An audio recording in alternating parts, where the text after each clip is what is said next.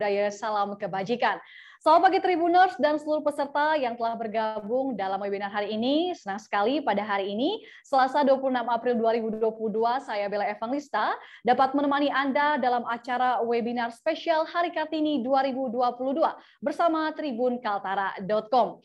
Kami ucapkan selamat datang kepada para narasumber kita pada pagi hari ini. Kami ucapkan selamat datang dan selamat bergabung bagi anggota DPRD Provinsi Kalimantan Utara, Ibu Nur Hayati Andris, Ketua TPPK Kabupaten Tanah Tidung, Ibu Familia Ibrahim, anggota Dewan Pengawas RSUD Dr. Haji Yusuf SK, Ibu Dr. Ari Yustita, Ketua IWAPI Kaltara, Ibu Sri Sularti Ningsi, dan Ketua Puspa Benuanta, Ibu Fani Sumajo. Dan tak lupa juga mengucapkan terima kasih kepada seluruh mitra kerja Tribun Kaltara yang telah mendukung acara kita pada pagi hari ini. Kami ucapkan terima kasih banyak untuk rekan-rekan kami di Pertamina Hulu Energi Nunukan Company, Pertamina EP Bunyu, Pertamina EP Tarakan, dan Mudaki Mart. Dan Bapak Ibu, sebelum kita lanjut dalam acara kita pada pagi hari ini, marilah kita saksikan yang satu ini.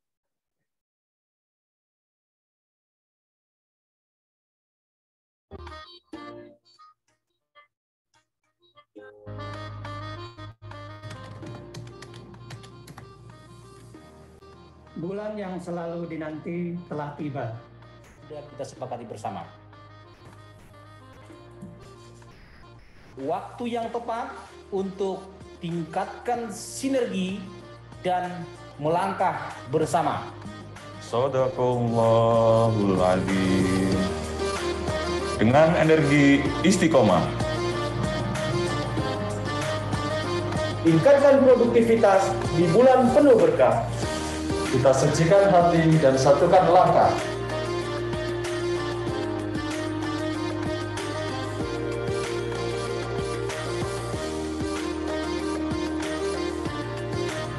Kami, seluruh perwira PT Pertamina Hulu Indonesia, Zona 10 Filbunyu mengucapkan selamat menunaikan ibadah puasa Ramadan 1443 Hijriah.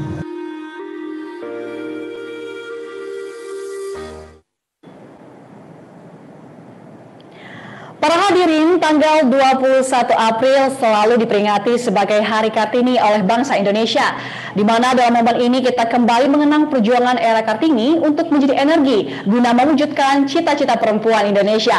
Perjuangan tak kenal lelah era Kartini dalam mewujudkan kesetaraan gender di masa lalu haruslah menginspirasi kita semua. Lalu bagaimanakah kaum perempuan, khususnya perempuan-perempuan di Kalimantan Utara, maknai kesetaraan gender, dan bagaimanakah kira-kira peran perempuan Kaltara dalam membangun. Nah, untuk itulah semuanya kita akan ulas dalam webinar spesial Hari Kartini 2022 bersama tribunkaltara.com. Dan Bapak Ibu yang terhormat, sebelum saya menyerahkan lebih lanjut webinar ini kepada moderator kita pada pagi hari ini, mari kita menyanyikan lagu Indonesia Raya dan Ibu kita Kartini. Hadirin dimohon mengambil sikap sempurna.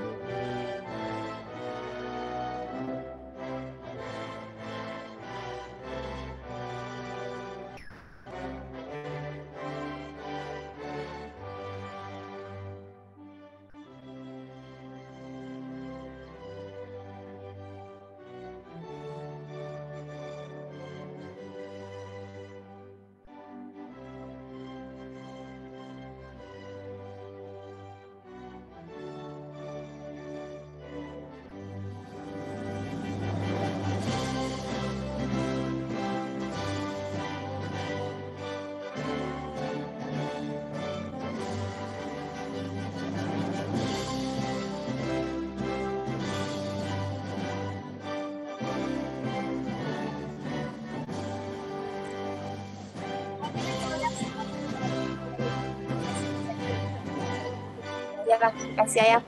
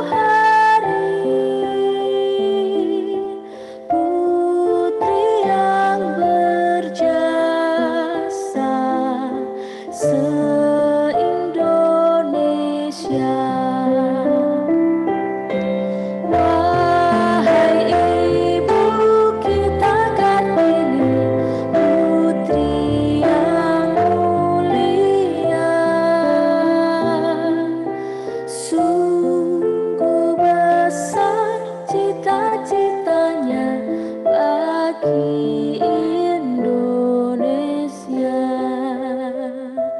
bagi Indonesia.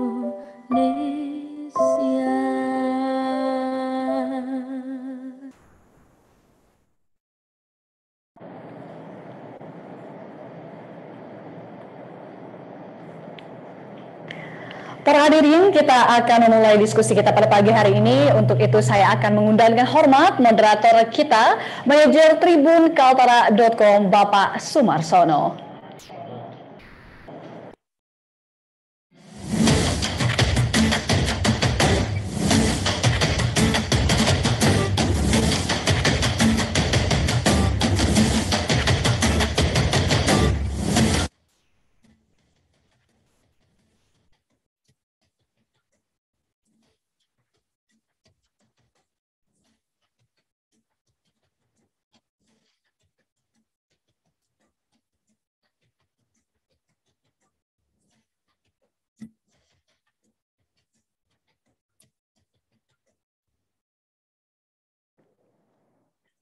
Assalamualaikum warahmatullahi wabarakatuh. Selamat pagi, salam sejahtera buat kita semua. Jumpa lagi di acara webinar tribunkaltara.com. Bapak Ibu sekalian, hari ini sangat spesial karena webinar hari ini kita dalam rangka Hari Kartini dan menghadirkan tokoh-tokoh perempuan dari Kalimantan Utara. Terima kasih telah hadir Ibu Nurhayati Andris, anggota DPRD Provinsi Kalimantan Utara, Ibu Familia Ibrahim, Ketua Tim Penggerak PKK Kabupaten Tanah Tidung, Ibu Dr. Ari Yusnita, anggota Dewan Pengawas RSUD Dr. Haji Yusuf SK, Ibu Sri Sulartiningsih, Ketua IPP Kalimantan Utara, dan Ibu Fani Sumajau, Ketua Puspa Benuanta. Sekali lagi, momen RA Kartini, Hari Kartini menjadi sebuah hari yang sangat bermakna bagi perempuan-perempuan di Indonesia, khususnya Kalimantan Utara. Maka dengan bangga Tribun Kaltara menggelar webinar dan spesial hostnya, moderatornya spesial pria, Ibu. Jadi memang sengaja biar ini kesetaraan gender. Jadi narasumbernya ibu-ibu, kaum perempuan, tetapi moderatornya kaum laki-laki. Bapak Ibu sekalian, tadi kalau kita mendengar alunan lagu RA Kartini sangat luar biasa, penuh makna. Tentunya perjuangan RA Kartini yang di era sekarang ini sudah mungkin dirasakan oleh kaum perempuan.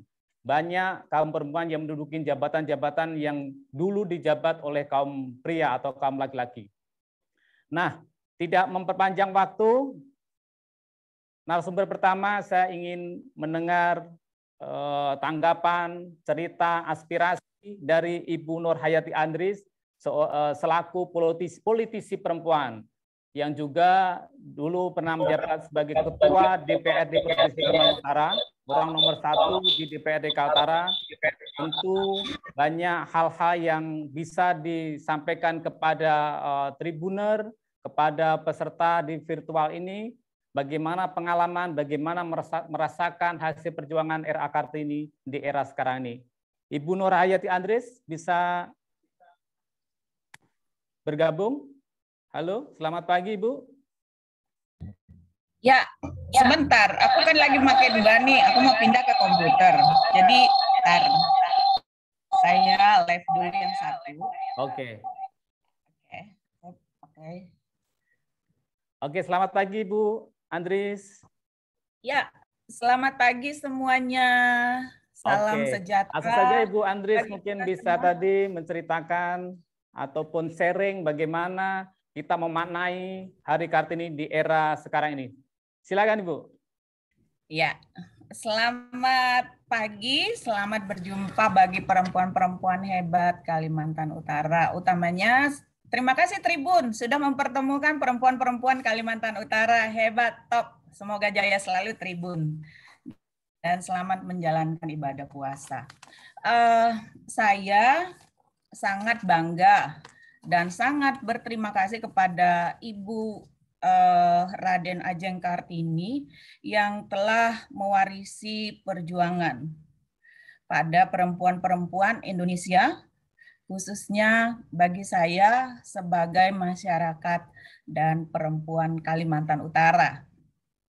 Hasil dari perjuangan beliau, saya bisa menjadi anggota DPRD 4 periode, kemudian perjuangan ini kita harus benar-benar menjalankan perjuangan Ibu Kartini untuk melawan diskriminasi itu sangat luar biasa. Dan saat ini, era modern ini, kita sudah merasakan kemerdekaan, mendapatkan kesempatan dalam hak berpendidikan.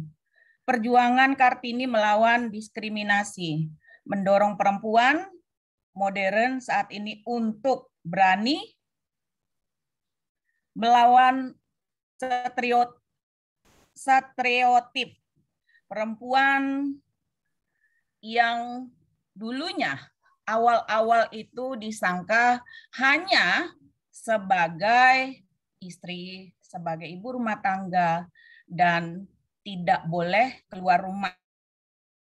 Nah, andaikan itu terjadi pada saat ini ya, tentu hari ini kita tidak akan berbicara di seperti ini, karena tabu bagi seorang perempuan pada zaman itu.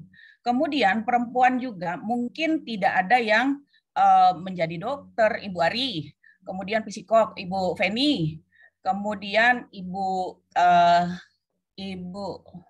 Fami, dulu beliau juga sebagai karyawan banknya di bank swasta, kemudian Ibu Laura sebagai Bupati Nunukan, kemudian Ibu Ping sebagai Ketua DPRD Kabupaten Malinau, Ibu Haja Lepa sebagai Ketua DPRD Kabupaten Nunukan, dan banyak sekali perempuan-perempuan Kalimantan Utara khususnya yang sudah merasakan dampak dari perjuangan Ibu kita Kartini.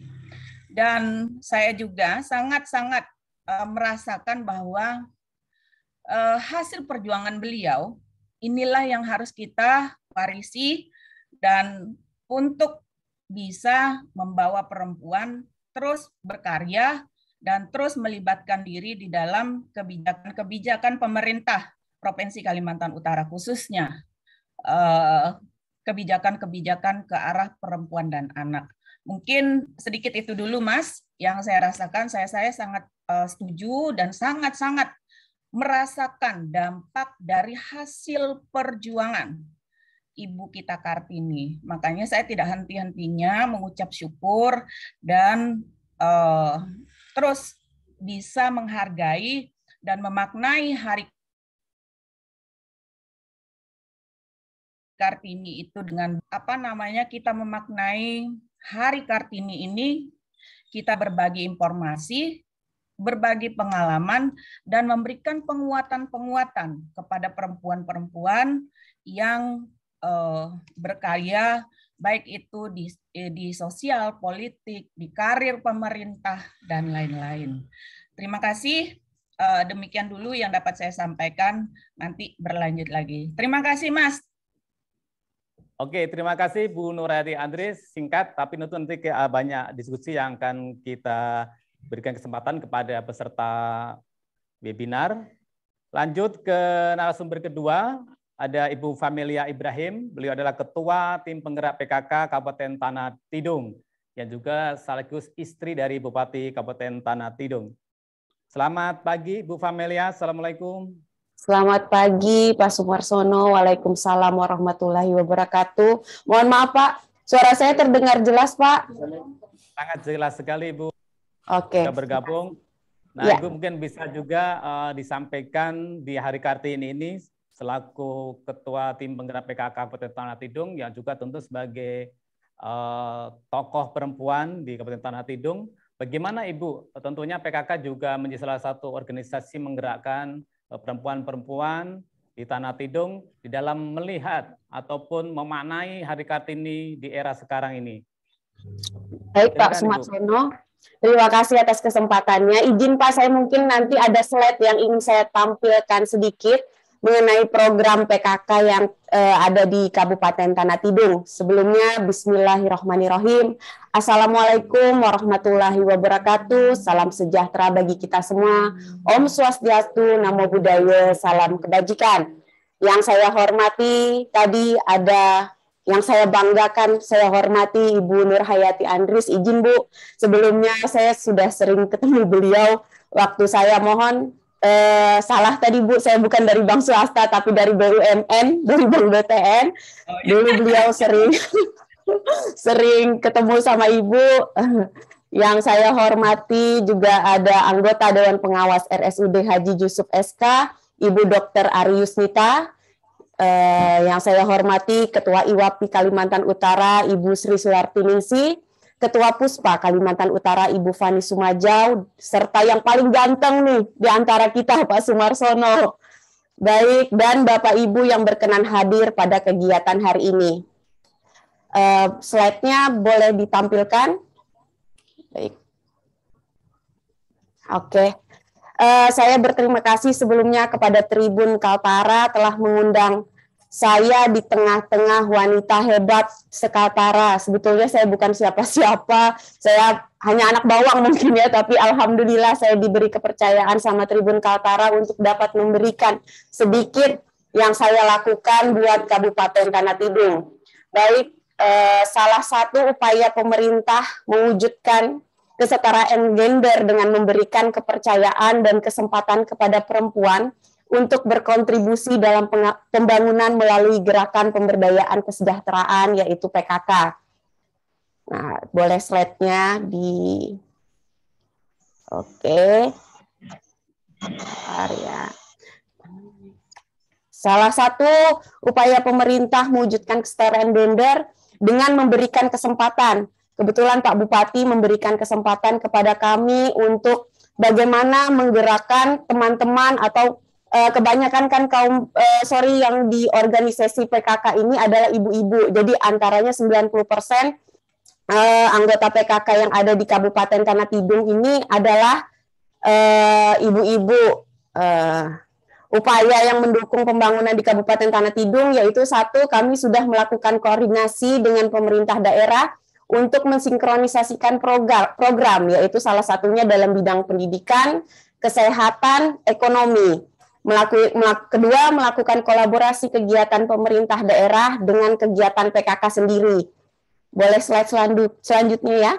Dalam bidang pendidikan, kami saat ini terus terang lagi fokus membantu anak-anak yang mengalami learning loss atau kehilangan kemampuan belajar akibat pandemi COVID-19 melalui kegiatan Taman Baca Masyarakat. Yang kedua, saya punya program unggulan di PKK yaitu satu tadi Taman Baca Masyarakat, yang kedua yaitu bagaimana kami menurunkan stunting yang ada di Kabupaten Tanah Tidung. Nah, kalau kita bicara stunting menurut SSGI, kita data stunting Kalimantan Utara KTT berada di posisi kelima, yaitu yang paling rendah di 20,8.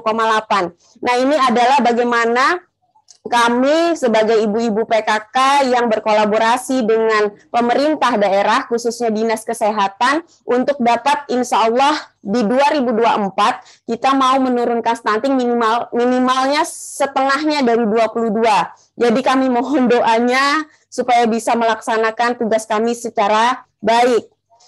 Terus yang selanjutnya pada bagian berikut saya akan mencoba paparkan sedikit aksi yang sudah kami lakukan di PKK yang terlibat aktif dalam program pembangunan, yaitu yang pertama kami ada program yaitu mendirikan satu desa, satu taman bacaan. Ini adalah program PKK di mana seluruh Indonesia hanya Kabupaten Tanah Tidung yang menggerakkan PKK-nya untuk membangun satu desa, satu taman bacaan. Yang kedua tadi yang sudah saya jelaskan yaitu bagaimana penurunan angka stunting. Salah satu masalah pendidikan yang paling besar di tingkat pendidikan dasar yaitu rendahnya kemampuan membaca. Secara internasional mungkin keterampilan membaca anak-anak Indonesia berada pada ranking di antara 72 di antara 77 negara. Berarti kita ada 3 terendah ya. Berarti upaya untuk meningkatkan keterampilan baca merupakan tanggung jawab kita semua. Bukan hanya di bidang pemerintah saja melakukan ini sendiri. Dibutuhkan juga kerjasama antara unsur masyarakat, baik tokoh masyarakat, agama, budaya, maupun penggiat literasi, dan yang paling penting adalah peran orang tua. Maka dari itu, salah satu upaya yang dapat kami lakukan secara bersama-sama adalah bagaimana membangun taman bacaan masyarakat. Nah, karena waktu anak-anak kita melakukan kegiatan membaca akan bertambah, mereka bisa melakukan kegiatan-kegiatan membaca dengan menyenangkan. Jadi tidak bosan seperti di sekolahan yang hanya fokus kepada gurunya saja, tetapi kita bisa sambil mengajarkan mereka untuk membaca, mengenal huruf sambil bermain. Nah, slide selanjutnya, masalah rendahnya kemampuan tidak hanya dialami oleh Kalimantan Utara, tapi hampir seluruh Indonesia juga menghadapi masalah yang sama. Namun sejumlah penelitian menunjukkan Kaltara memiliki skor kemampuan membaca yang lebih rendah dibandingkan daerah lain di Indonesia.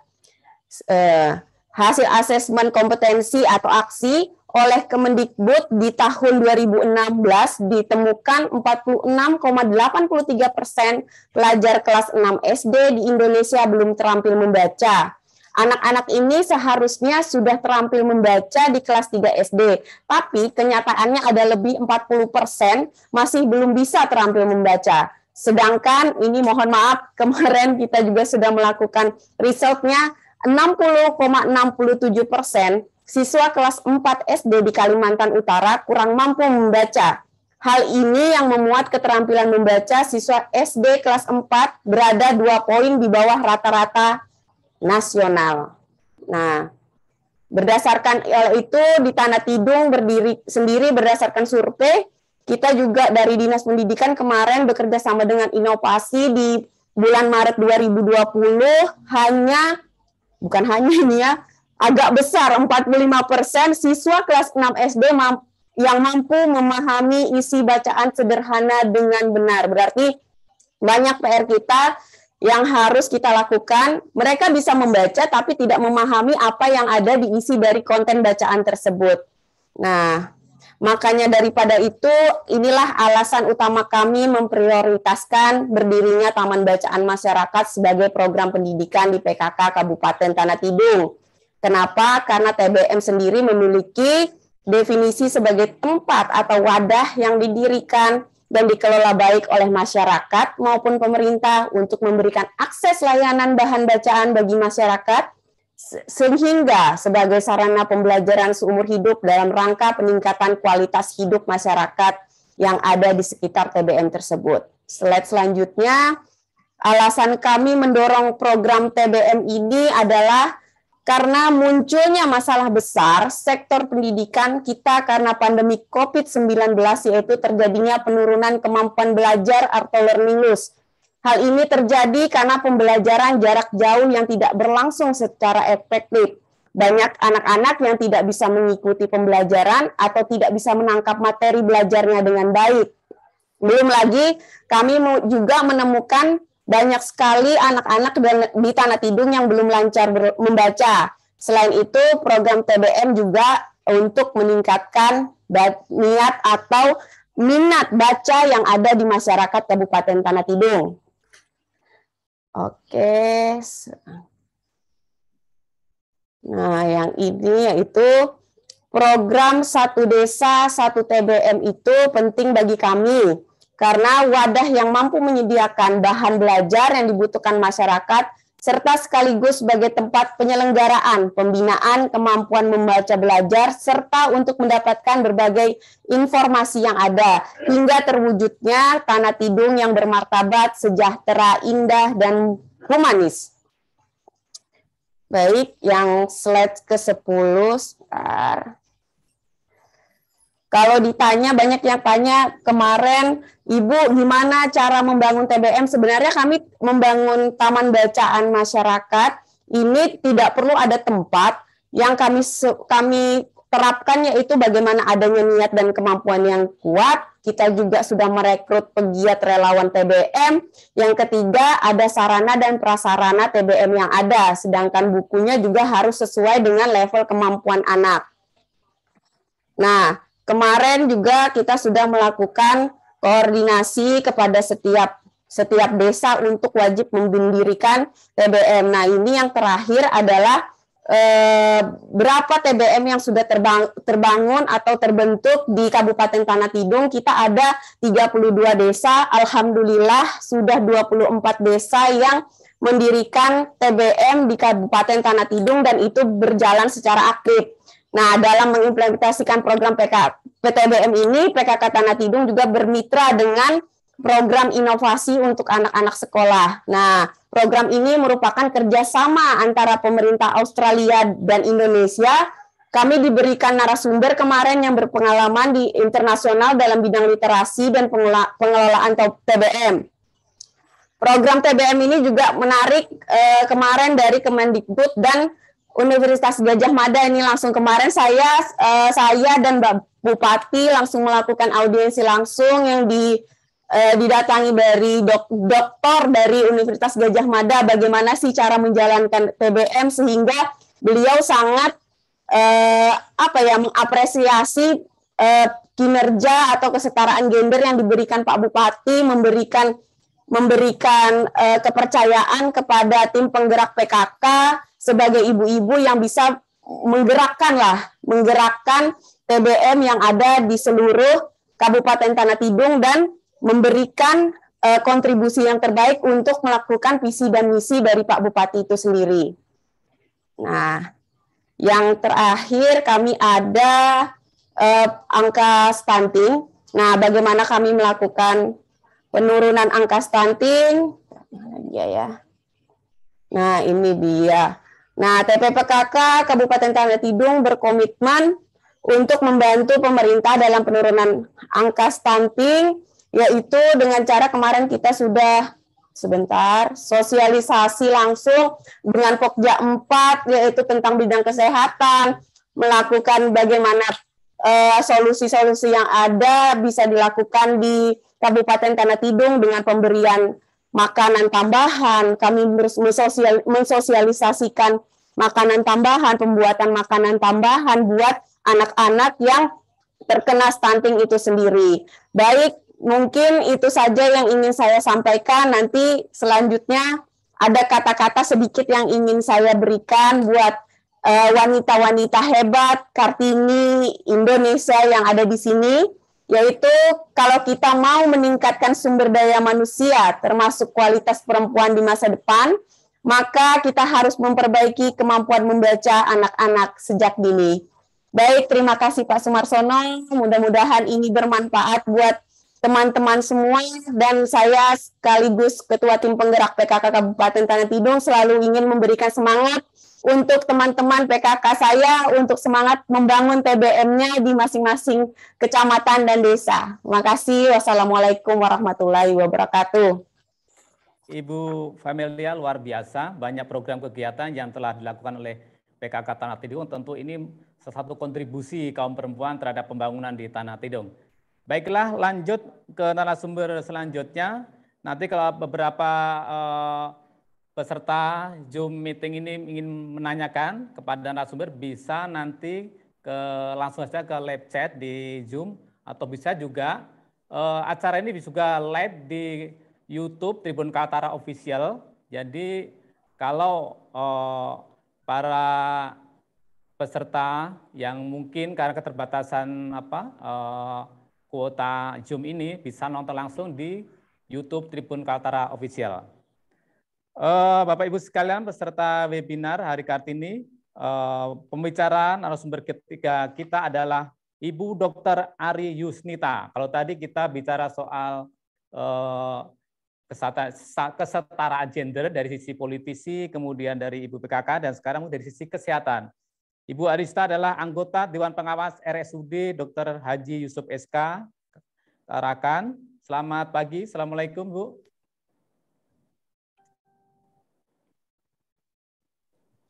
Selamat pagi, Assalamualaikum warahmatullahi wabarakatuh. Oke, terima kasih sudah bergabung Ibu. Nah, tadi mungkin kalau bicara soal perjuangan RKKT ini, kami ingin melihat dari bagaimana dari bidang kesehatan. Ibu sebagai Ketua Dewan Pengawas RSUD, Dr.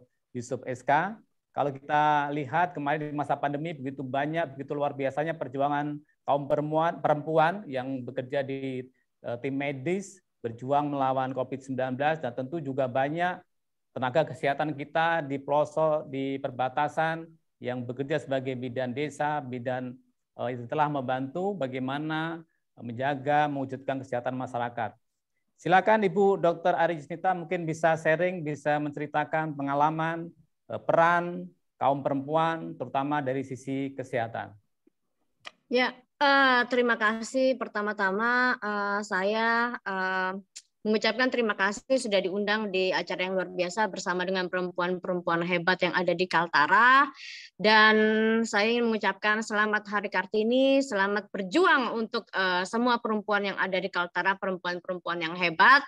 Dan tentunya saya di bidang kesehatan sebagai dokter, dan juga sebagai salah satu anggota Dewan Pengawas perempuan satu-satunya juga di antara 4 orang, saya perempuan nih satu-satunya nih. Jadi tentunya kalau perempuan itu biasanya lebih cerewet ya, lebih teliti gitu kan. Nah, kalau untuk berbicara masalah kesehatan, saya rasa kalau untuk di daerah perkotaan ataupun di daerah perkotaan, kita tahu bahwa banyak sekali organisasi-organisasi juga organisasi perempuan misalnya ada Forum Peduli Kaltara, habis gitu ada Forum Pemberdayaan Perempuan yang lebih fokus kepada kesehatan. Dan kita tahu juga tadi juga disampaikan sama Ibu Familia Ibrahim bagaimana PKK juga bisa menangani kesehatan untuk masalah stunting tadi. Dan saya rasa juga dengan adanya halo? Halo? Lanjut Bu, lanjut. Ya.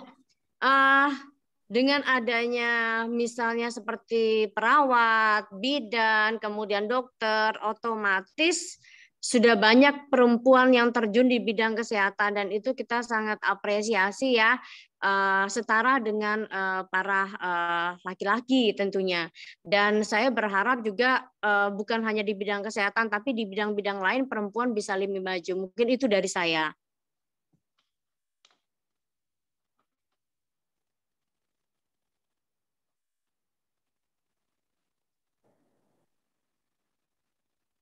Terima kasih Bu Yuanita, singkat, tapi tentunya memanai peran RA Kartini tadi sampaikan bahwa tidak hanya di bidang kesehatan, tentu di bidang-bidang yang lainnya. Dan juga tentu peran perempuan tidak dilihat dari tingginya jabatan ataupun pekerjaan, tapi juga bagaimana peran seorang ibu rumah tangga, ibu anak-anak kita, mendidik anak-anak kita menjadi generasi muda yang luar biasa. Bapak Ibu sekalian, peserta webinar Hari Kartini, sebelum menginjak ke narasumber kita selanjutnya, kita saksikan video tayangan berikut ini.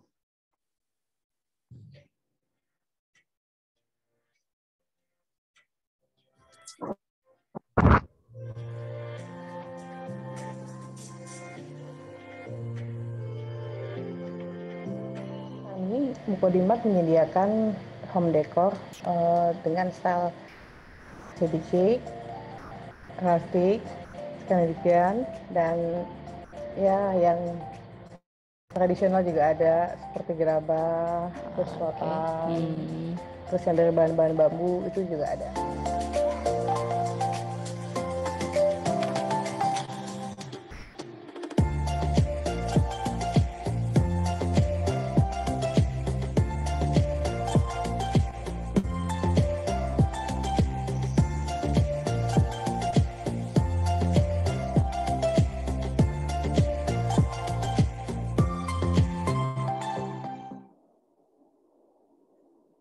Ya, kita lanjutkan kembali diskusi webinar pada pagi hari ini.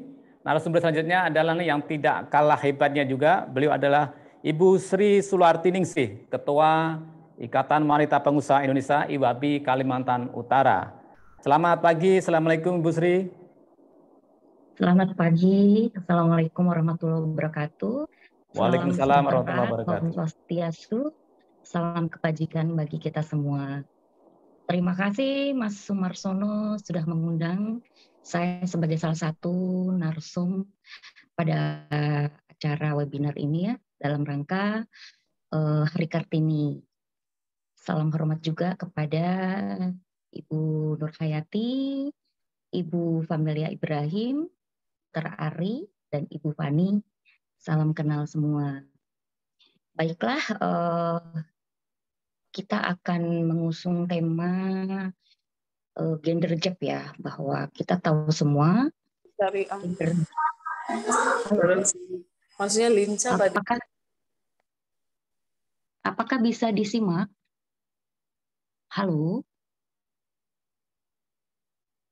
Halo? Silakan Ibu Sri. Ya. Bisa didengar, Mas? Bisa ya? Halo? Ya, halo Bu. Ya, bisa didengar, Mas? Bisa Bu. Bisa silakan lanjut Bu. Ya? Oke.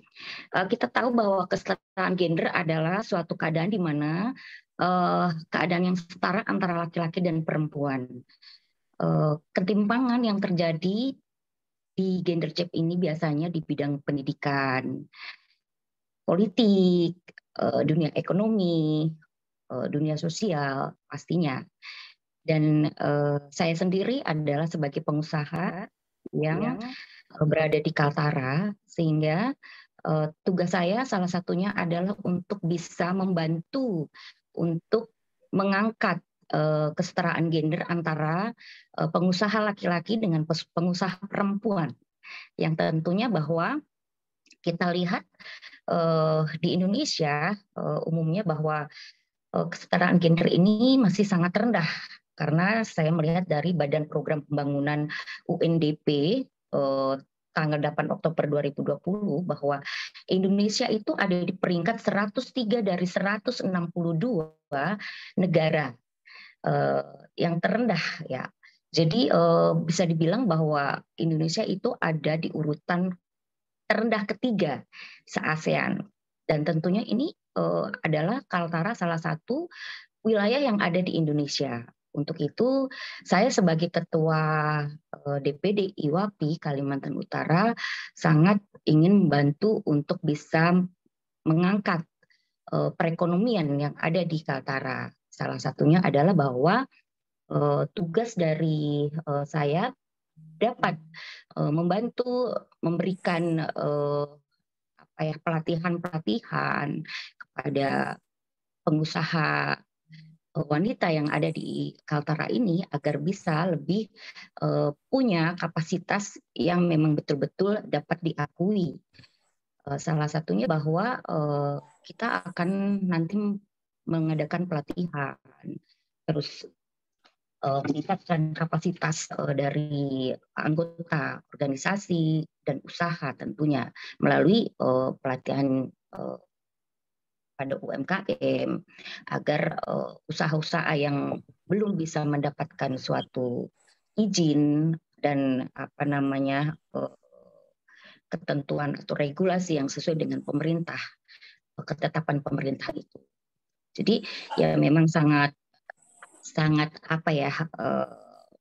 saya pelajari, saya amati, dan saya temui bahwa para pengusaha wanita yang ada di Kaltara ini, dia memang membutuhkan wadah yaitu organisasi yang bisa menampung aspirasi mereka, yang bisa menampung produksi mereka untuk bisa di up atau di show untuk dibantu lebih move lagi, untuk lebih bisa didistribusikan secara penuh, secara terbuka di pasar Kaltara ini, bahkan di pasar nasional ataupun internasional. Jadi kita memang akan menanamkan rasa yang confident terhadap pengusaha-pengusaha wanita yang ada di Kaltara ini, baik yang mikro, kecil, menengah, bahkan yang sudah mempunyai usaha yang besar. Ayo kita bergabung semua untuk bersatu memajukan perekonomian yang ada di Kaltara. Memberikan kepercayaan itu ya mesti harus benar-benar kita memberikan keyakinan kepada pelaku usaha bahwa ayo kita bersama-sama untuk bisa maju. Apa yang belum bisa dilakukan oleh teman-teman UMKM, teman-teman pengusaha yang ada di Kaltara, di 5 kabupaten kota ya tentunya, dan kemudian kita memberikan hak secara fleksibilitas, dalam arti memberikan hak secara bebas untuk teman-teman wanita bisa mengkreasikan lah, ibaratnya mengkreasikan bahwa apa sih kelebihan atau kemampuan yang ada pada setiap wanita yang ada di Kaltara, pengusaha wanita, semuanya dalam arti bahwa Ibu A punya kelebihan untuk bisa membuat makanan apa dari bahan ubi kah atau apa, ya udah kita kembangkan. Terus perempuan B, si ibu B punya kreativitas di bidang jasa, karena kan IWAPI ini tidak hanya membentuk dan membina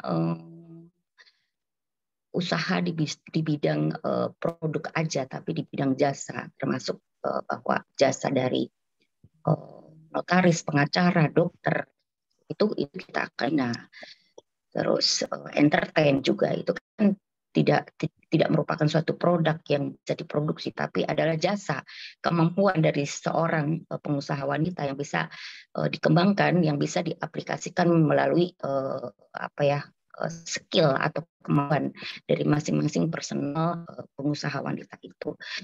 Tidak menutup kemungkinan bahwa pengusaha wanita itu IWAPI ini juga akan merekrut bukan hanya di pengusaha wanita, tapi wanita yang belum punya usaha, yang belum punya pekerjaan itu juga akan kita rekrut, akan kita bina agar mereka bisa diberdayakan, agar mereka bisa punya lapangan pekerjaan, agar bisa mereka itu punya kesibukan. Jadi jadilah wanita cerdas, walaupun kita sebagai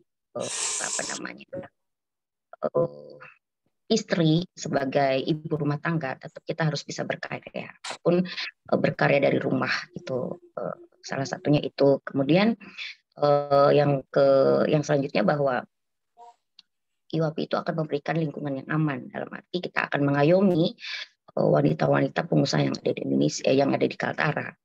Kita akan melakukan keterbukaan secara umum bahwa IWAPI ini bisa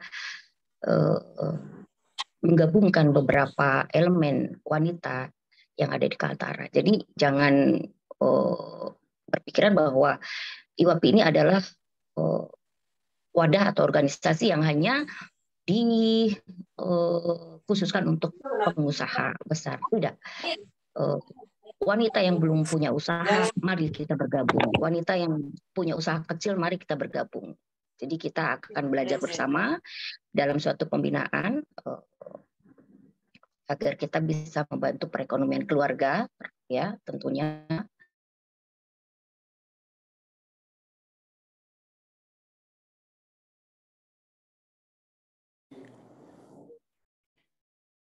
Halo, Ibu Sri.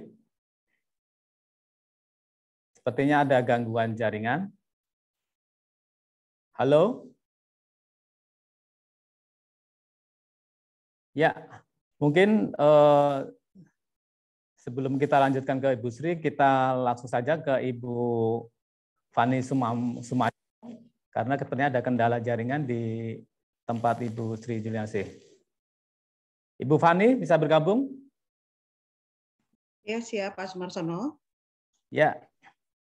Ya, Ibu Fani adalah Ketua Puspa Benuanta sebagai aktivis perempuan yang luar biasa, kemarin mendapat penghargaan juga dari Ibu Presiden. Selamat atas penghargaannya Ibu Fani. Terima kasih Pak Sumarsono. Oke Bu, pada kesempatan di hari Kartini tentu banyak hal yang ingin disampaikan selaku aktivis perempuan tentu kita perlu sharing juga apa sih yang perlu kita perjuangkan kembali di era sekarang ini, terutama juga kalau kita lihat di pemberitaan-pemberitaan, bagaimana kasus kekerasan terhadap perempuan pada anak, bagaimana juga hak-hak perempuan yang istilahnya belum banyak diakomodir juga di dalam perjalanan pemerintahan di negeri ini. Silakan Ibu Fani mungkin bisa sharing apa saja sih yang di era Kartini era sekarang ini yang masih perlu diperjuangkan oleh kaum perempuan di Kalimantan Utara khususnya. Silakan Ibu. Ya, terima kasih Pak Sumarsono atas kesempatannya. Assalamualaikum warahmatullahi wabarakatuh. Selamat pagi, salam sejahtera untuk kita semua. Saya mau sapa-sapa dulu narasumber yang hebat, Bu Nurhayati Andris. Kita pernah ketemu sesekali 2 kali ya Bu. Terima kasih, tetap jaga kesehatan. Kemudian Ibu Famelia Ibrahim, kayaknya sudah nggak asing ya. Kita sudah sering ini juga. 2, yang ketiga, Dr. Ari, salam, mungkin sebenarnya saya nggak bilang salam kenal ya, karena saya teman Pak Sofyan gitu. Jadi Dr. Ari waktu itu masih imut banget ya. Jadi salam kenal Dr. Ari, karena kita sama-sama tinggal di daerah Ladang. Saya teman kecil dari kakaknya Dr. Ari, tapi baru kali ini saya bersua dengan beliau. Kemudian Ibu Sri Sulartiningsih selaku Ketua IWAPI, dan saya sendiri akan menyapa juga teman-teman semua yang sudah hadir di sini, terutama rekan-rekan Puspa saya yang berada di dalam satu tim Puspa Benuanta Provinsi Kalimantan Utara, dan semua ibu-ibu hebat di 5 kabupaten kota. Terima kasih sudah hadir ya, ada 69 partisipan saya lihat. Oke, izin share ini ya Pak, share screen ya untuk materi saya. Soalnya tadi dapat informasi Bunda Fani share sendiri katanya. Oke, sebentar.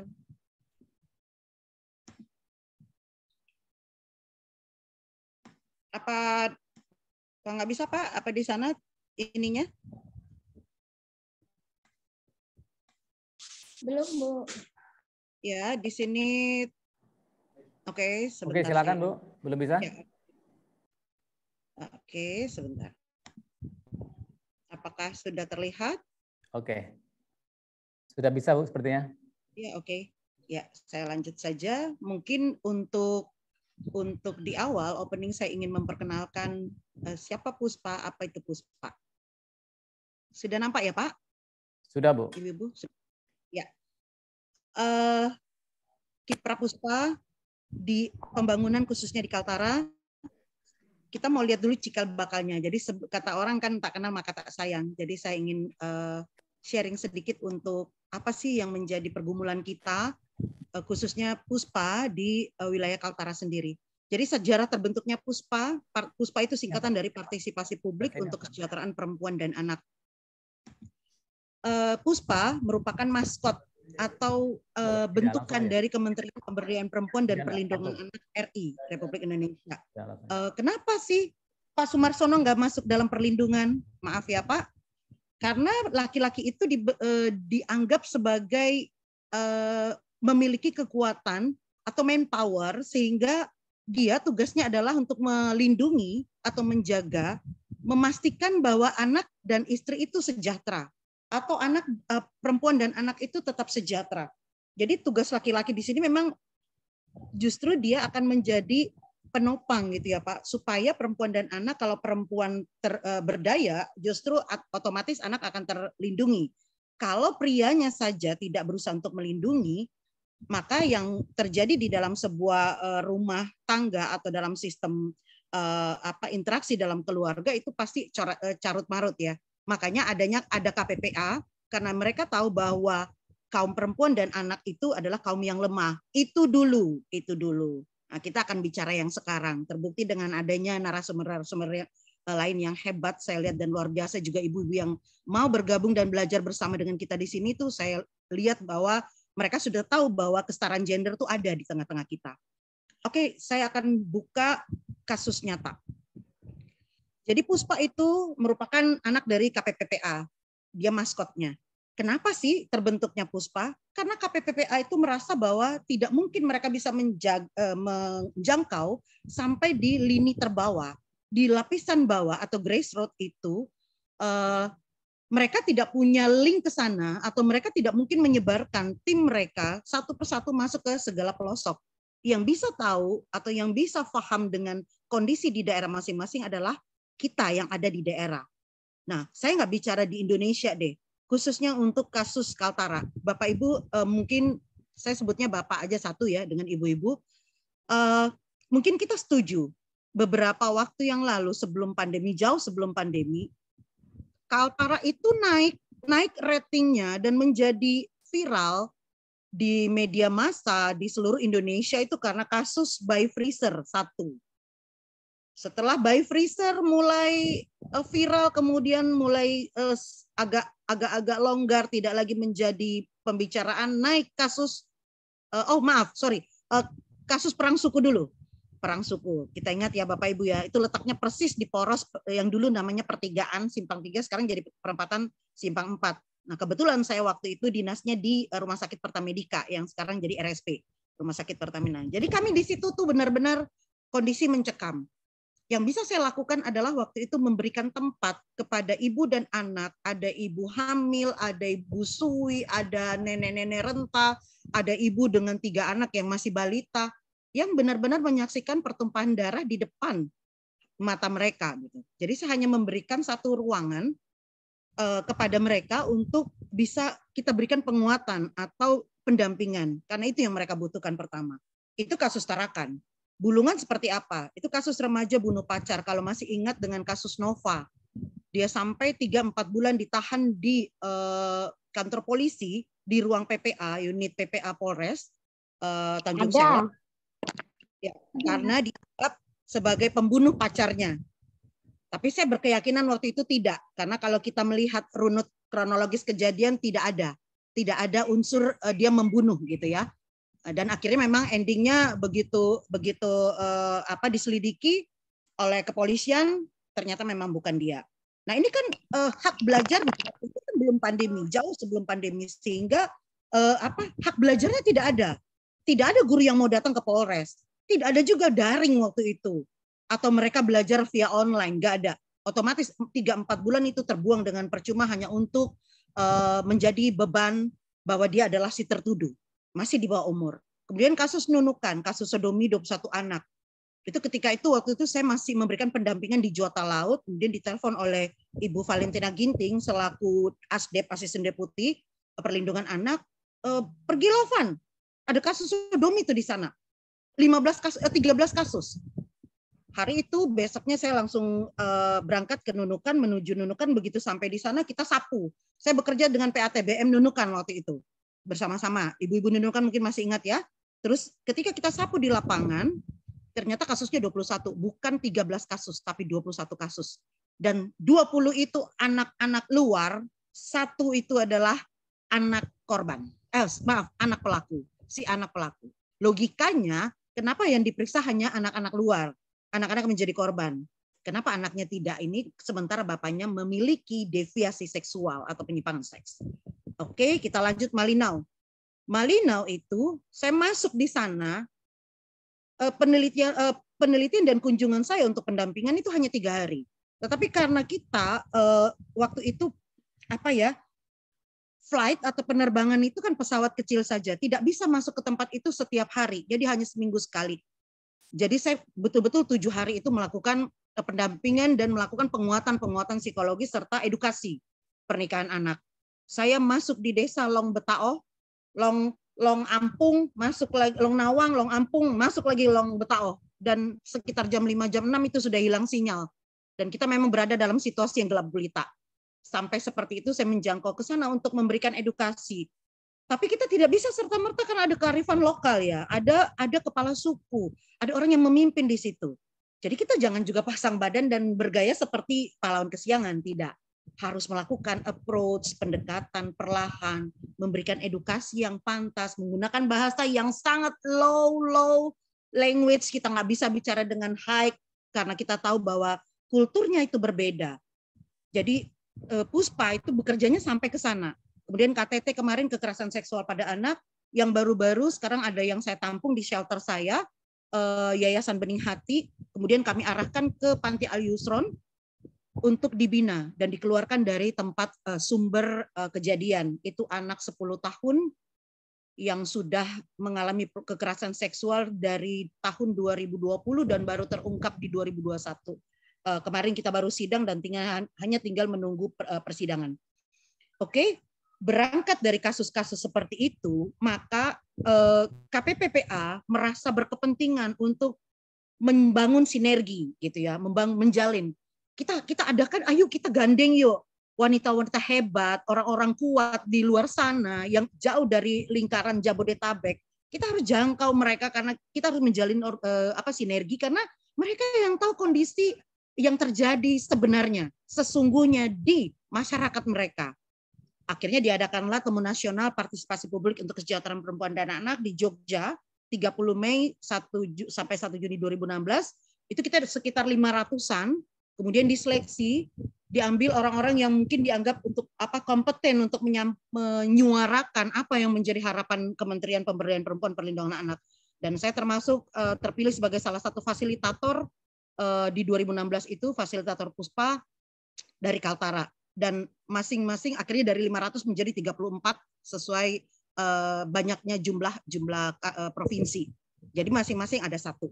Oke, selanjutnya program unggulan KPPA itu apa yang diminta oleh mereka supaya Puspa itu bisa. Jadi kalau saya boleh menjelaskan kepada Bapak Ibu di sini bahwa Puspa itu tidak posisinya high class ya. Dia bukan menduduki posisi tertinggi. Mungkin dia betul anaknya Kementerian Pemberdayaan Perempuan Perlindungan Anak, tapi kami berumah di sini. Mohon izin kula nuwun punten kami masuk di dalam Dinas Perlindungan Perempuan DPPPA. Dinas Pemberdayaan Perempuan Perlindungan Anak. Kebetulan saya di UPT DPPA juga sebagai konselor. Nah, kita akan menjangkau yang tadi saya bilang lapisan terbawah, grassroots, membantu pemerintah pusat untuk melakukan edukasi sehingga pembangunan ini bisa merata. Kesetaraan gender itu harus kita perjuangkan. Ada program unggulan KPPA melalui Puspa. Kalau dalam simbolnya kami itu seperti ini, 3Ns. Jadi itu 3 hal yang harus diakhiri. Akhiri kekerasan pada perempuan dan anak. Itu kekerasan apapun, verbal, visual, auditory, melalui cybercrime itu kan berkaitan dengan visual dan auditory. Kemudian kemudian fisik, psikis, kekerasan ekonomi, kekerasan kekerasan seksual itu termasuk. Apapun yang termasuk dalam kekerasan berarti kita harus tuntaskan, itu yang pertama diakhiri. Kemudian yang kedua akhiri perdagangan manusia. Beberapa waktu saya pernah menangani kasus di Nunukan juga itu trafficking, ya, anaknya dieksploitasi, dijual kemudian menjadi budak seks. Kemudian yang ketiga akhiri ketidakadilan akses ekonomi untuk perempuan. Saya melihat Bapak Ibu, saya cuma ingin menggambarkan bahwa pandemi itu jangan menjadi alasan kita untuk bermalas-malasan dan menjadikan kita lemah. Kalau virus itu bisa positif, kenapa kita nggak bisa positif? Gitu kan? Kita harus belajar positif. Oh, pandemi ini mungkin Tuhan kasih, bukan karena Tuhan marah. Bisa jadi itu hanya seprosentase kecil. Tetapi di sini untuk mengedukasi kita. Program kami dari kementerian adalah berjarak. Berjarak itu dalam arti harfiah adalah memang kita harus menjaga jarak. Tetapi itu singkatan Bapak Ibu. Berjarak adalah bersama jaga keluarga kita. Jadi tidak perlu menjaga keluarga orang lain. Karena saya melihat setelah pandemi ini banyak terjadi kekerasan seksual, banyak terjadi perselingkuhan, banyak terjadi orang ngurusin orang lain. Ibu-ibu, mari kita menjadi penguat bagi sesama kita. Kalau kita sendiri menimbulkan toksik untuk orang lain, bagaimana ceritanya kesetaraan gender itu akan terjadi? Oh, dia naik, oh gaya banget ya, dia bisa menjadi pemimpin, ya karena kan dia punya koneksi bla bla bla. Kita lupakan karena toksik itu seharusnya memang tidak ada. Kalau kita juga membiarkan toksik itu masuk, berarti kita juga sakit. Next saya akan sedikit saya mau ceritakan ketidakadilan akses ekonomi. Ternyata jauh sebelum pandemi, kementerian sudah bisa menggarisbawahi dan bisa meramal bahwa ketidakadilan akses ekonomi itu ternyata banyak gitu. Dan setelah pandemi, semua ibu-ibu berdaya guna, berkreasi, aktifnya bukan main, dan saya terus mensupport. Padahal sebelum pandemi itu saya sudah sering support. Ibu bisanya apa? Aku nggak bisa apa-apa, Bunda. Masuk laporan kekerasan dalam rumah tangga, 2 hari kemudian kita bantu mediasi, dia cabut. Karena apa? Suami saya merupakan tulang punggung utama dalam keluarga. Kalau saya menggugat, kami cerai atau suami saya masuk penjara, anak saya sama saya makan apa?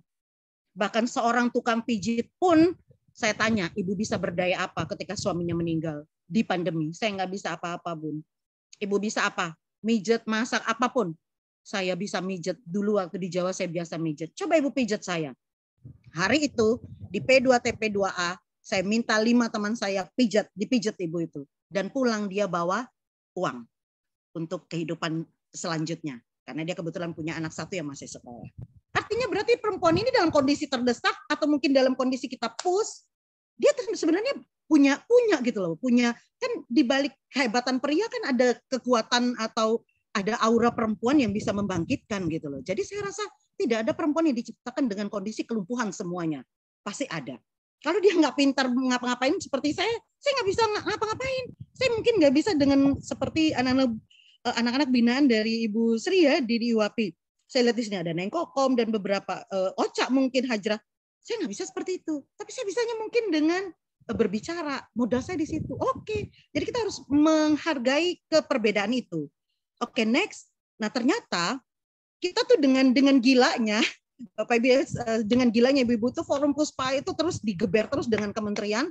Akhirnya bangkitlah Puspa Provinsi. Kita bentuk memang harus ada karena dia kan nanti akan bersinergi dengan kementerian. Jadi Puspa Benuanta itu adalah brandnya atau maskotnya Puspa Kaltara. Kemudian Puspa Provinsi membentuk tim-tim yang ada di 5 kabupaten kota. Jadi kita ada Puspa Sedungan itu untuk Tarakan, kemudian Puspa Tenguyun itu untuk Bulungan, Puspa Intimung di Malinau, Puspa Upuntaka di Tanah Tidung, dan Puspa Penekin di Debaya di Nunukan.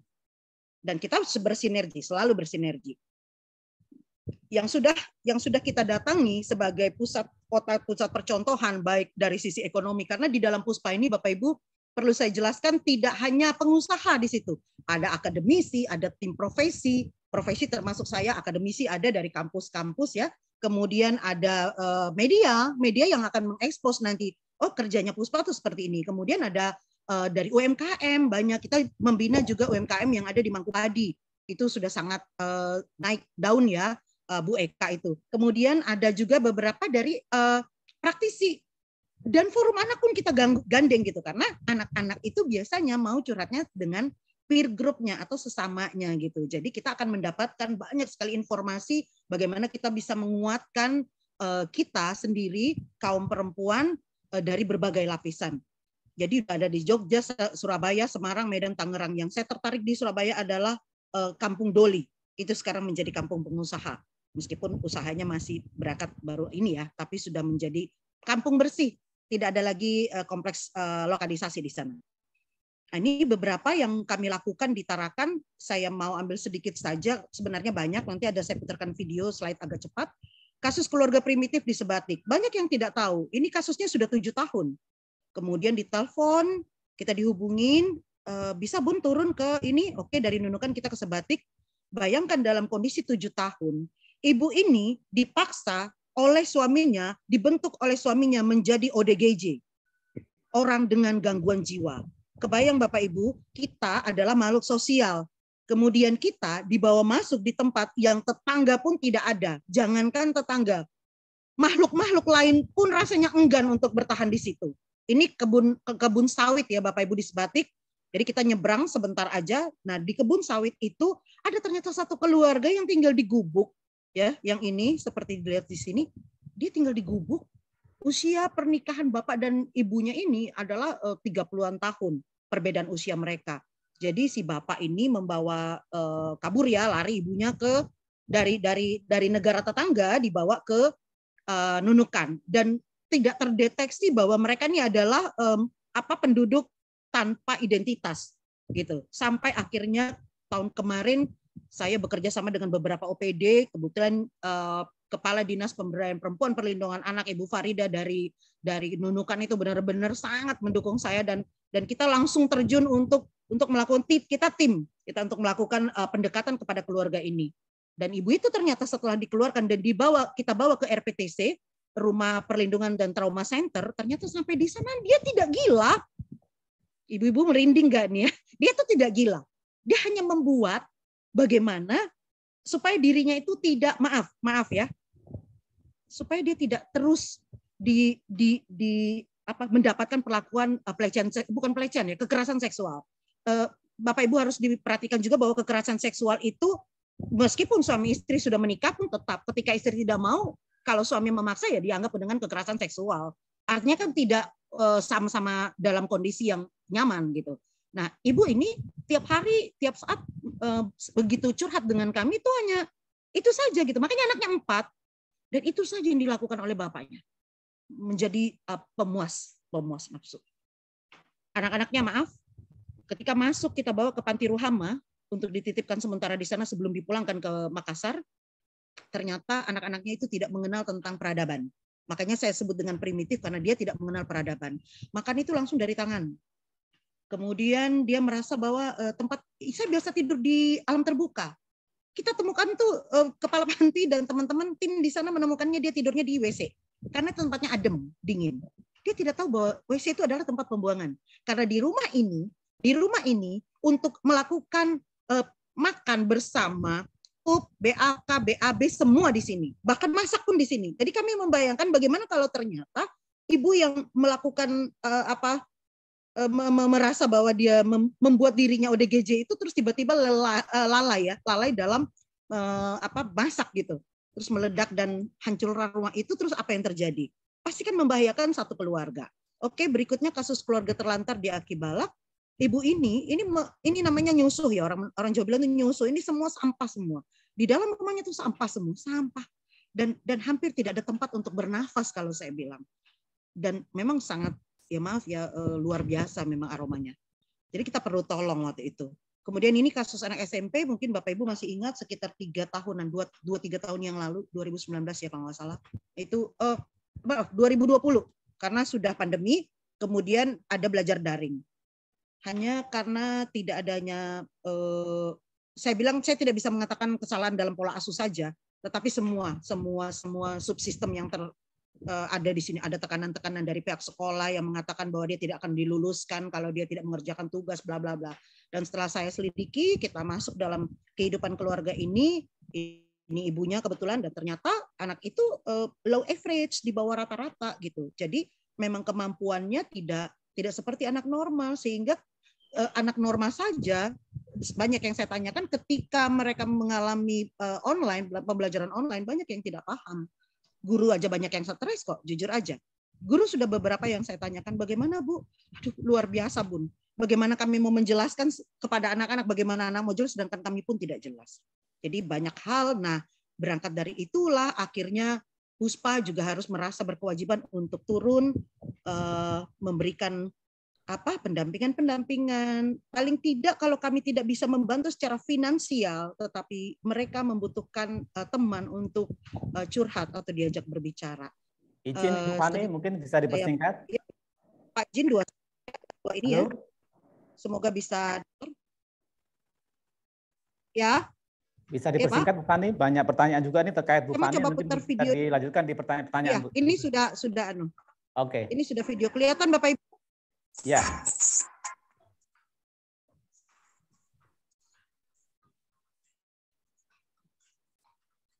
Ini beberapa yang sudah kami lakukan mengambil bagian dalam pembangunan.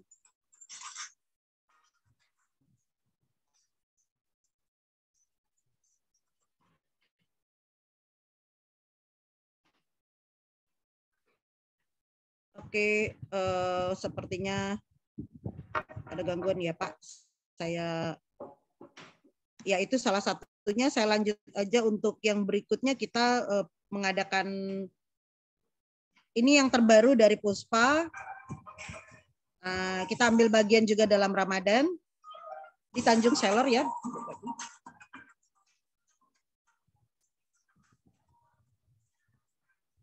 Hal-hal kecil ini yang saya rasa masih bisa gitu membuat mereka menjadi rasa diperhatikan.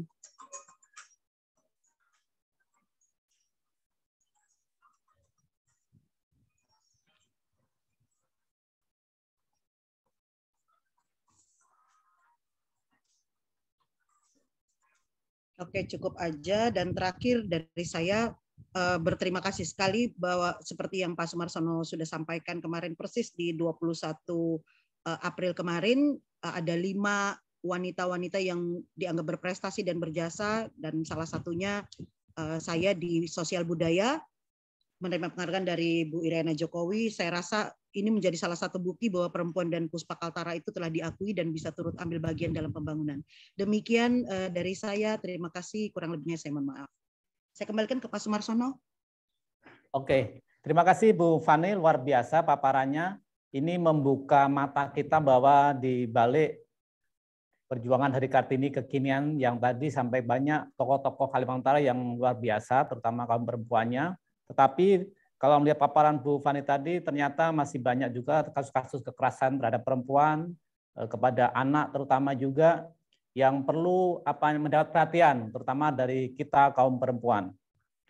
Ibu Fani dan ibu-ibu narasumber yang luar biasa pada siang hari ini, kita langsung saja kepada sesi tanya jawab. Sudah banyak pertanyaan di live chat Zoom.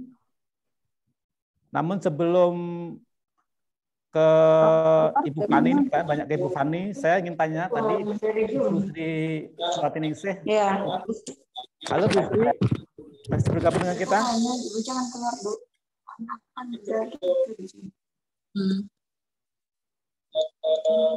Ibu Sri?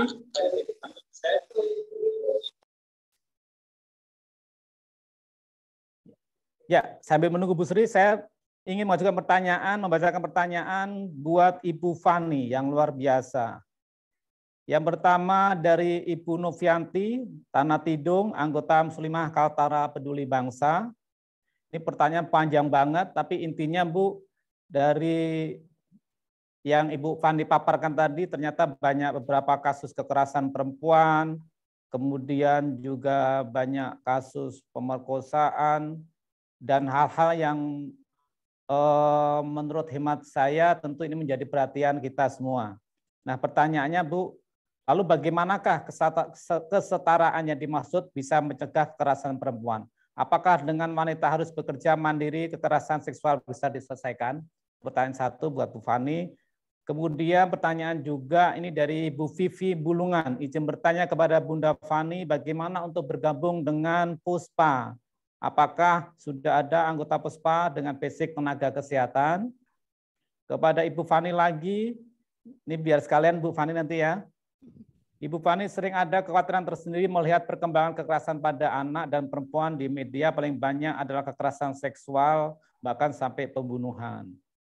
Ini kemudian, itu aja Bu Fani, mungkin bisa dirangkum beberapa pertanyaan yang disampaikan oleh peserta. Intinya bahwa kekerasan terhadap perempuan kepada anak masih terjadi di Kalimantan Utara. Bagaimana menyikapi hal ini? Bagaimana di era Kartini ini peran perempuan untuk mencegah, mengantisipasi terjadinya kasus kekerasan terhadap perempuan dan anak? Silakan Bu Fani. Iya, saya rangkum jadi satu aja Pak ya, biar singkat. Ya. Mulai dari Ibu siapa tadi? Di Bu Novi ya, Bu Novi, Mbak Vivi dan Mbak Vivi dan siapa terakhir tadi? Ibu Vivi. Yang terakhir ada Bu Diana ya, ada Bu Diana. Oke. Saya tidak pernah memberikan tips atau trik yang terlalu panjang, ibu-ibu, karena itu pasti akan sulit untuk dijalankan. Hanya 3 yang saya mau. Lekat, dekat, rekat. LDR itu kan singkatannya long distance relationship ya, Bu ya. Kalau kita bicara tentang LDR yang aslinya, memang itu hubungan jarak jauh. Tapi saya mau mengubah LDR itu menjadi lekat, dekat, rekat. Sekarang saya izin bertanya kepada ibu-ibu semua. Pak Sumarsono juga boleh kalau mau menjawab. Apakah dekat dengan anak-anak dan keluarga, istri? Dekat? Cukup dekat pasti ya. Nah, sekarang saya tanya. Ya, apakah lekat dan rekat terhadap anak-anak atau terhadap keluarga? Contoh bapak ke istri, ibu ke anak-anak. Kadang-kadang ketika saya tanyakan, Bu, makanan anak-anak kesukaannya apa? Dulu sih ini ya, tapi sekarang tuh apa ya? Karena kebanyakan pakai catering, atau sekarang tuh saya isikan saja OVO biar dia nge-grab saja, Bunda. Kemudian saya mau bertanya, lekat, dekat, dan rekat itu berbeda. Kalau kita dekat, ya ini saat ini kita sedang berdekatan semua. Apalagi di dalam Zoom ya, layarnya semua seperti seolah-olah sedang berkumpul. Lekat dan rekatkah? Kita ambil ilustrasi lem Alteco. Bapak Ibu atau ibu-ibu ambil deh lem Alteco, kemudian dilem di tangan, di jari antara jempol dan telunjuk. Diamkan beberapa saat, kemudian saya pengen tahu ketika dua-dua akan ditarik, dua-dua akan dibuka. Apakah tetap dalam kondisi jari yang manis atau jari yang tetap utuh? Tidak, akan terkoyak. Benar Ibu-ibu? Alteco ketika kita tempelkan, dia akan terkoyak. Ketika dia terkoyak, pasti salah satu akan terlukai. Tapi yang satunya juga rasa sakit. Kalau kita bisa LDR, lekat, dekat, rekat dengan anak-anak dan keluarga kita, dan kita bisa terus membangun komunikasi, kejahatan itu akan minim. Saya yakin. Kenapa sekarang banyak teman-teman yang anak-anak ibu lebih curhat keluar? Kenapa anak kita lebih senang curhat di luar? Karena di rumah tidak bisa menyediakan tempat komunikasi yang nyaman. Ya, ketika kita bersama, tiba-tiba begini, oh mama baru tahu nih, ini banyak curhatan para pasien saya. Oh mama baru tahu nih, ternyata setelah kita berkumpul bersama selama pandemi, kamu tuh tabiatnya tuh aneh ya. Tiap hari tuh cuma pakai begini. Oh ternyata kamu begini. Nah anak-anak ABG yang dalam kondisi dulu pakai baju ala kadarnya, karena namanya juga baju tidur ya, kayak Sarwenda tuh kalau saya bilang, selalu berdaster. Yang laki-laki yang ada di rumah yang tadinya tidak melihat itu, karena setiap hari, setiap saat berada di rumah, kondisinya diam di dalam rumah, akhirnya mulai mengamati, anakku mulai tumbuh ya, anakku lebih ini ya, pembantuku ternyata lebih menarik ya, ini lebih, iya kan? Bapak Ibu coba perhatikan, semua surat kabar, media online, semuanya menyebutkan pelaku kejahatan semua bersumber dari orang terdekat. Karena apa? Nah itu sebenarnya pandemi itu sebenarnya untuk mengikat kita gitu LDR. Jadi bangun, jalin. Saya aja kadang-kadang mikir, saya sudah dekat atau tidak sama anak saya. Tapi memang karena dalam kondisi kami di rumah terus, anak saya yang dari Jogja saya pulangin supaya dia berada di rumah. Akhirnya kita jadi tahu gitu. Oh, mami itu kalau sudah di sini berarti dia jam segini dia ada di sini gitu. Oh, adik kalau sudah begini berarti jam sekian saya sudah ada di sini. Oh, makannya apa? Warna kesukaannya apa? Ayo kita jalan-jalan atau mungkin kita pergi ke tempat di mana mereka suka. Hak anak itu kan ada 4 ya. Hak hidup untuk bayi freezer berarti sudah nggak ada. Hak tumbuh kembang, hak perlindungan, yang terakhir hak partisipasi. Kebanyakan 3 ini terpenuhi. Hak hidup, perlindungan, dan tumbuh kembang. Hak hidup, hak partisipasi itu nggak ada. Setiap mau berbicara, Mah boleh diam dulu. Kakak saja yang bicara, kamu nggak usah. Pak, aku boleh tenang, tunggu. Biar papa sama mama yang bicara, kamu nggak perlu. Akhirnya memang anak merasa bahwa nyamannya saya di luar. Itulah yang menyebabkan kenapa. Ini contoh yang waktu kasus pelecehan seksual atau kekerasan seksual yang terjadi di KTT. Saya kebetulan mendampingi sampai persidangan, sampai sekarang. Karena itu masih 10 tahun. Saya sedikit menyalahkan pola asuh keluarga. Karena apa? Dia merasa bahwa, oh saya pergi ke kebun. Jadi saya titipkan aja nih. Saya titipkan aja anak saya sama si aki-aki ini. Akhirnya pelakunya siapa? Aki-aki ini. Bayangkan bapak dan ibunya tidak tahu kalau pelecehan seksual pada anaknya sudah terjadi sejak tahun 2020 sampai 2021. Kalau anak itu tidak melapor kepada tantenya yang tidak serumah dengan dia, bayangkan ini orang tua di mana? Dua-dua masih ada.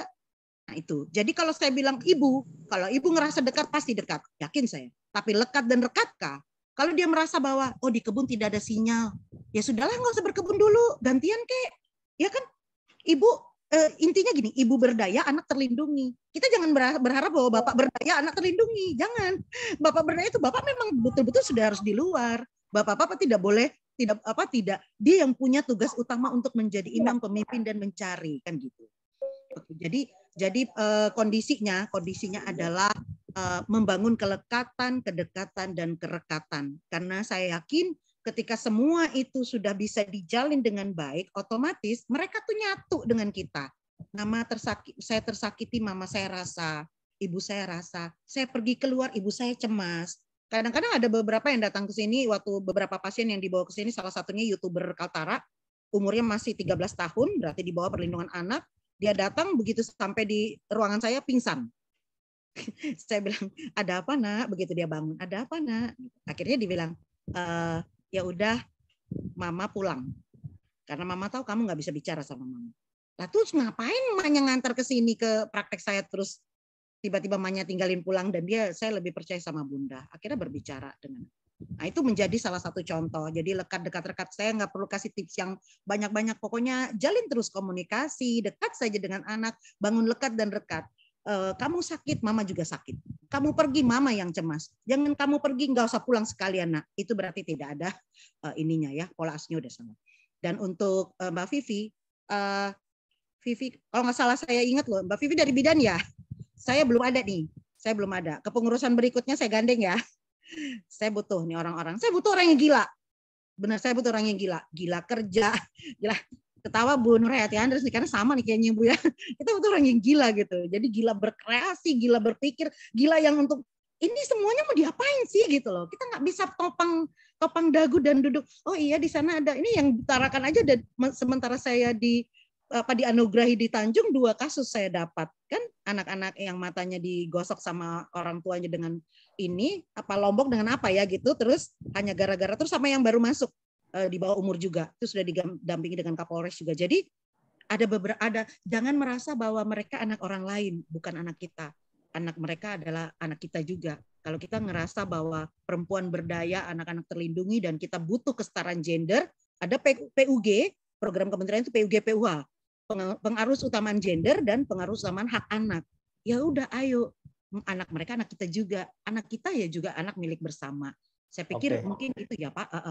Semoga sudah bisa menjawab ketiganya. Terima kasih. Terima kasih Bu Fani. Mungkin sedikit sudah memberikan gambaran kepada penanya tadi. Khusus Ibu Novi nanti di akhir saya kasih kesempatan untuk memberikan komentarnya karena panjang banget pertanyaannya. Lanjut kepada pertanyaan ke narasumber lain. Bu Nur Hayati masih gabung dengan kita. Siap. Ya. Siap. Pertanyaan ke Ibu Nur, ini terkait dengan Ibu sebagai politisi di Kalimantan Utara. Ibu Nur Hayati Andres, keterwakilan perempuan di legislatif masih kurang. Nah, menurut Ibu, apakah yang membuat perempuan, terutama di Kaltara hingga saat ini, masih seakan-akan enggan terjun ke dunia politik gitu, Bu? Oke. Kira-kira seperti apa, Bu? Mungkin apakah memang politik ini begitu sikut-sikutnya luar biasa atau gimana, Ibu Nur? Iya. Pertanyaan bagus, menarik, dan ini perlu Pak Sumarsono untuk perempuan-perempuan di Kalimantan Utara. Khususnya saya berbicara di lingkungan Kalimantan Utara. Benar, banyak sekali perempuan-perempuan mungkin punya kerinduan, mungkin punya keinginan terjun di dunia politik. Namun terkadang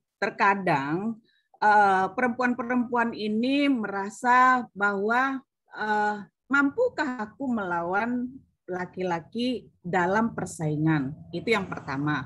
Yang kedua, kepercayaan diri dia sendiri untuk terjun itu belum benar-benar matang. Karena anggota DPRD itu bermacam-macam misinya masuk ke dalam legislatif. Karena DPRD itu adalah perpanjangan tangan masyarakat. Kita mewakili ribuan orang. Nah, jadi misi orang masuk ke DPRD itu macam-macam. Yang pertama mungkin tanda kutip, mungkin orang itu mencari popularitas. Yang pertama. Yang kedua, dia ingin mengembangkan usaha dan bisnis melalui jalur politik. Yang ketiga, ada jalur yang benar-benar apa yang dialami oleh masa lalu dan apa yang dialami oleh golongan ini menjadi satu tujuan utama untuk dia berjuang. Sekarang siapa lagi kalau bukan kita, kalau bukan saya, kalau bukan saya yang berjuang seperti itu. Karena di luar kebijakan politik, di luar politik kita tidak bisa berbuat banyak karena lingkup.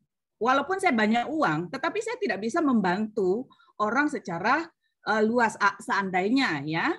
seandainya saya banyak uang, seandainya saya orang kaya, tetapi saya tidak bisa membantu sekaltara. Nah, tetapi dengan kebijakan saya terlibat di dalam penganggaran, mengatur kebijakan anggaran APBD Provinsi Kalimantan Utara. Ya, kita bisa membantu semua orang seperti itu. Nah, jadi dari visi misi inilah kita bisa melihat kemampuan dan keinginan orang masuk di dalam dunia politik tersebut.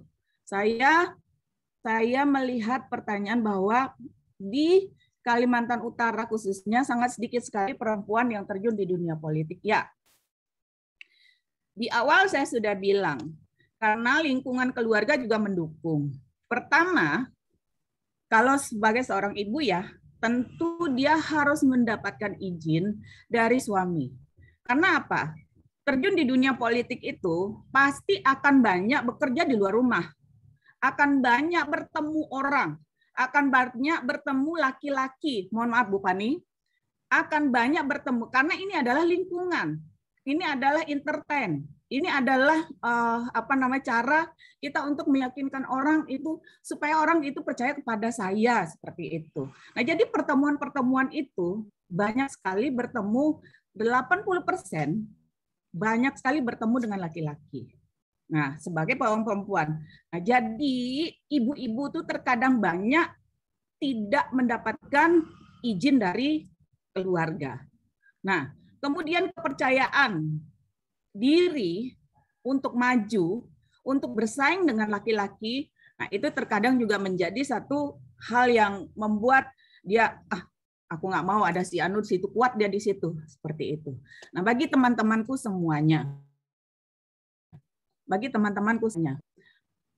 kita sebagai perempuan, tunjukkan kualitas, kemampuan, dorong perempuan-perempuan. Saya sebagai anggota DPRD yang saya rasa keluarga saya di Tanah Tidung ini semua sudah mengenal saya karena saya 2 periode di Tanah Tidung. Salam semuanya, karena saya bisa belajar politik itu di Tanah Tidung. Saya belum siapa-siapa, saya belajar politik itu di Tanah Tidung.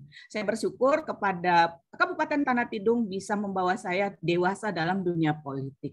Nah, sekarang walaupun di dunia politik itu kita melihat sangat-sangat maskulin ya, sangat-sangat keras persaingan, sangat-sangat kalau kita melihat tuh saling sikut menyikut. Nah, terkadang nyali sebagai seorang perempuan, nyali sebagai seorang wanita terkadang muncul. Nah, ini yang harus kita perjuangkan dan harus kita pahami. Ini dunia politik. Dunia politik. Ambil sikap positifnya seperti ini. Saya bilang, kalau ada persaingan seperti ini, berarti saya tidak jelek. Saya tidak jelek karena orang ingin bersaing dengan saya, maka saya dijelekkan. Andaikan saya sebagai seorang ibu rumah tangga, pasti orang tidak akan menjelekkan saya.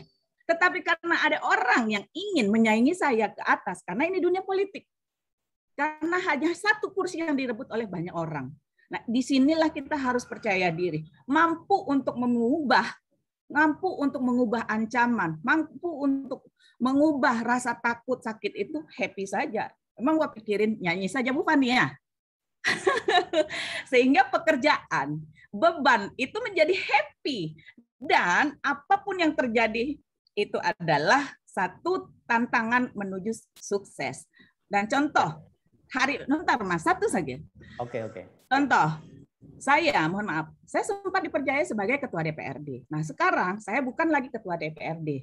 Satu yang saya sampaikan bahwa pada saat saya minta dukungan kepada masyarakat pada saat pileg, saya bukan minta kepada masyarakat dukung saya sebagai ketua DPRD, tetapi sebagai anggota DPRD. Nah, sebagai anggota DPRD, saya menikmati ketika saya dikembalikan menjadi anggota DPRD, saya berterima kasih. Dan ketua DPRD adalah bonus atas kerja-kerja teman-teman satu partai. No, saya tidak masalah dan tidak mengurangi semangat saya untuk berjuang. Walaupun saya hanya sebagai anggota DPRD kembali. Semangat Mas. Terima kasih Mas. Siap. Terima kasih Bu Nur. Kalau bicara soal sikut menyikut, Bu Nur sudah pernah kesikut gitu ya. Banyak. Bu, sebenarnya ada pertanyaan lagi, mungkin ditahan dulu Bu Nur. Ada pertanyaan lanjutnya termasuk bagaimana sih sharing, bagaimana Ibu mengatur posisi sebagai politisi dan sebagai ibu dan istri, dan juga ada kiat-kiatnya politisi. Soalnya di 2022, 2024 sudah dekat tuh. Tapi tahan dulu Bu, saya ingin bertanya ke Ibu Familia. Bu Familia masih bergabung? Halo?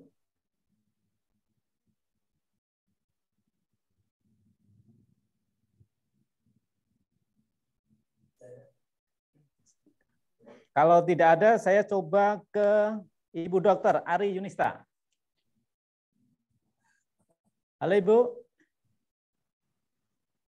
Ibu Dokter. Halo Mas. Ya, pertanyaan ke Ibu, bagaimana pendapat Ibu Dokter terkait tenaga kesehatan khususnya kaum perempuan yang sedang berjuang di masa pandemi ini, Bu? Sementara di sisi lain ada keluarga yang butuh sosok ibu di dekatnya. Kira-kira bagaimana kaum perempuan harus menghadapinya? Apakah lebih mengutamakan tugas, tuntutan kerjaan, atau keluarga? Nah, mungkin ini sharing bagaimana memposisikan ketika perempuan sebagai tenaga medis, posisi sebagai ibu rumah tangga, sebagai ibu dari anak-anak. Silakan Ibu. Iya, jadi memang kalau untuk tenaga medis, waktu kita itu kan cukup panjang ya Mas ya. Dan juga membutuhkan tenaga dan energi sebagai tenaga medis.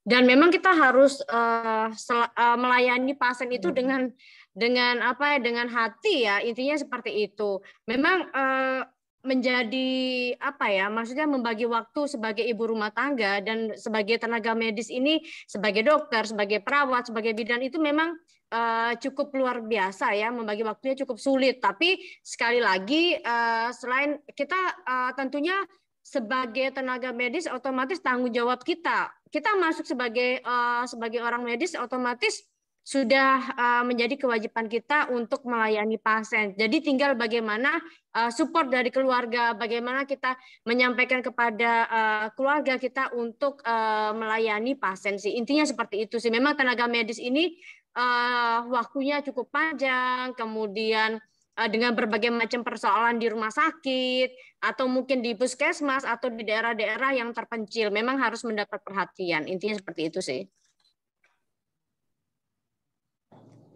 Oke, terima kasih Bu Dokter. Terima kasih Bu Dokter atas jawabannya. Nah, ini saya kembali lagi ke Bu Nur. Halo Bu Nur.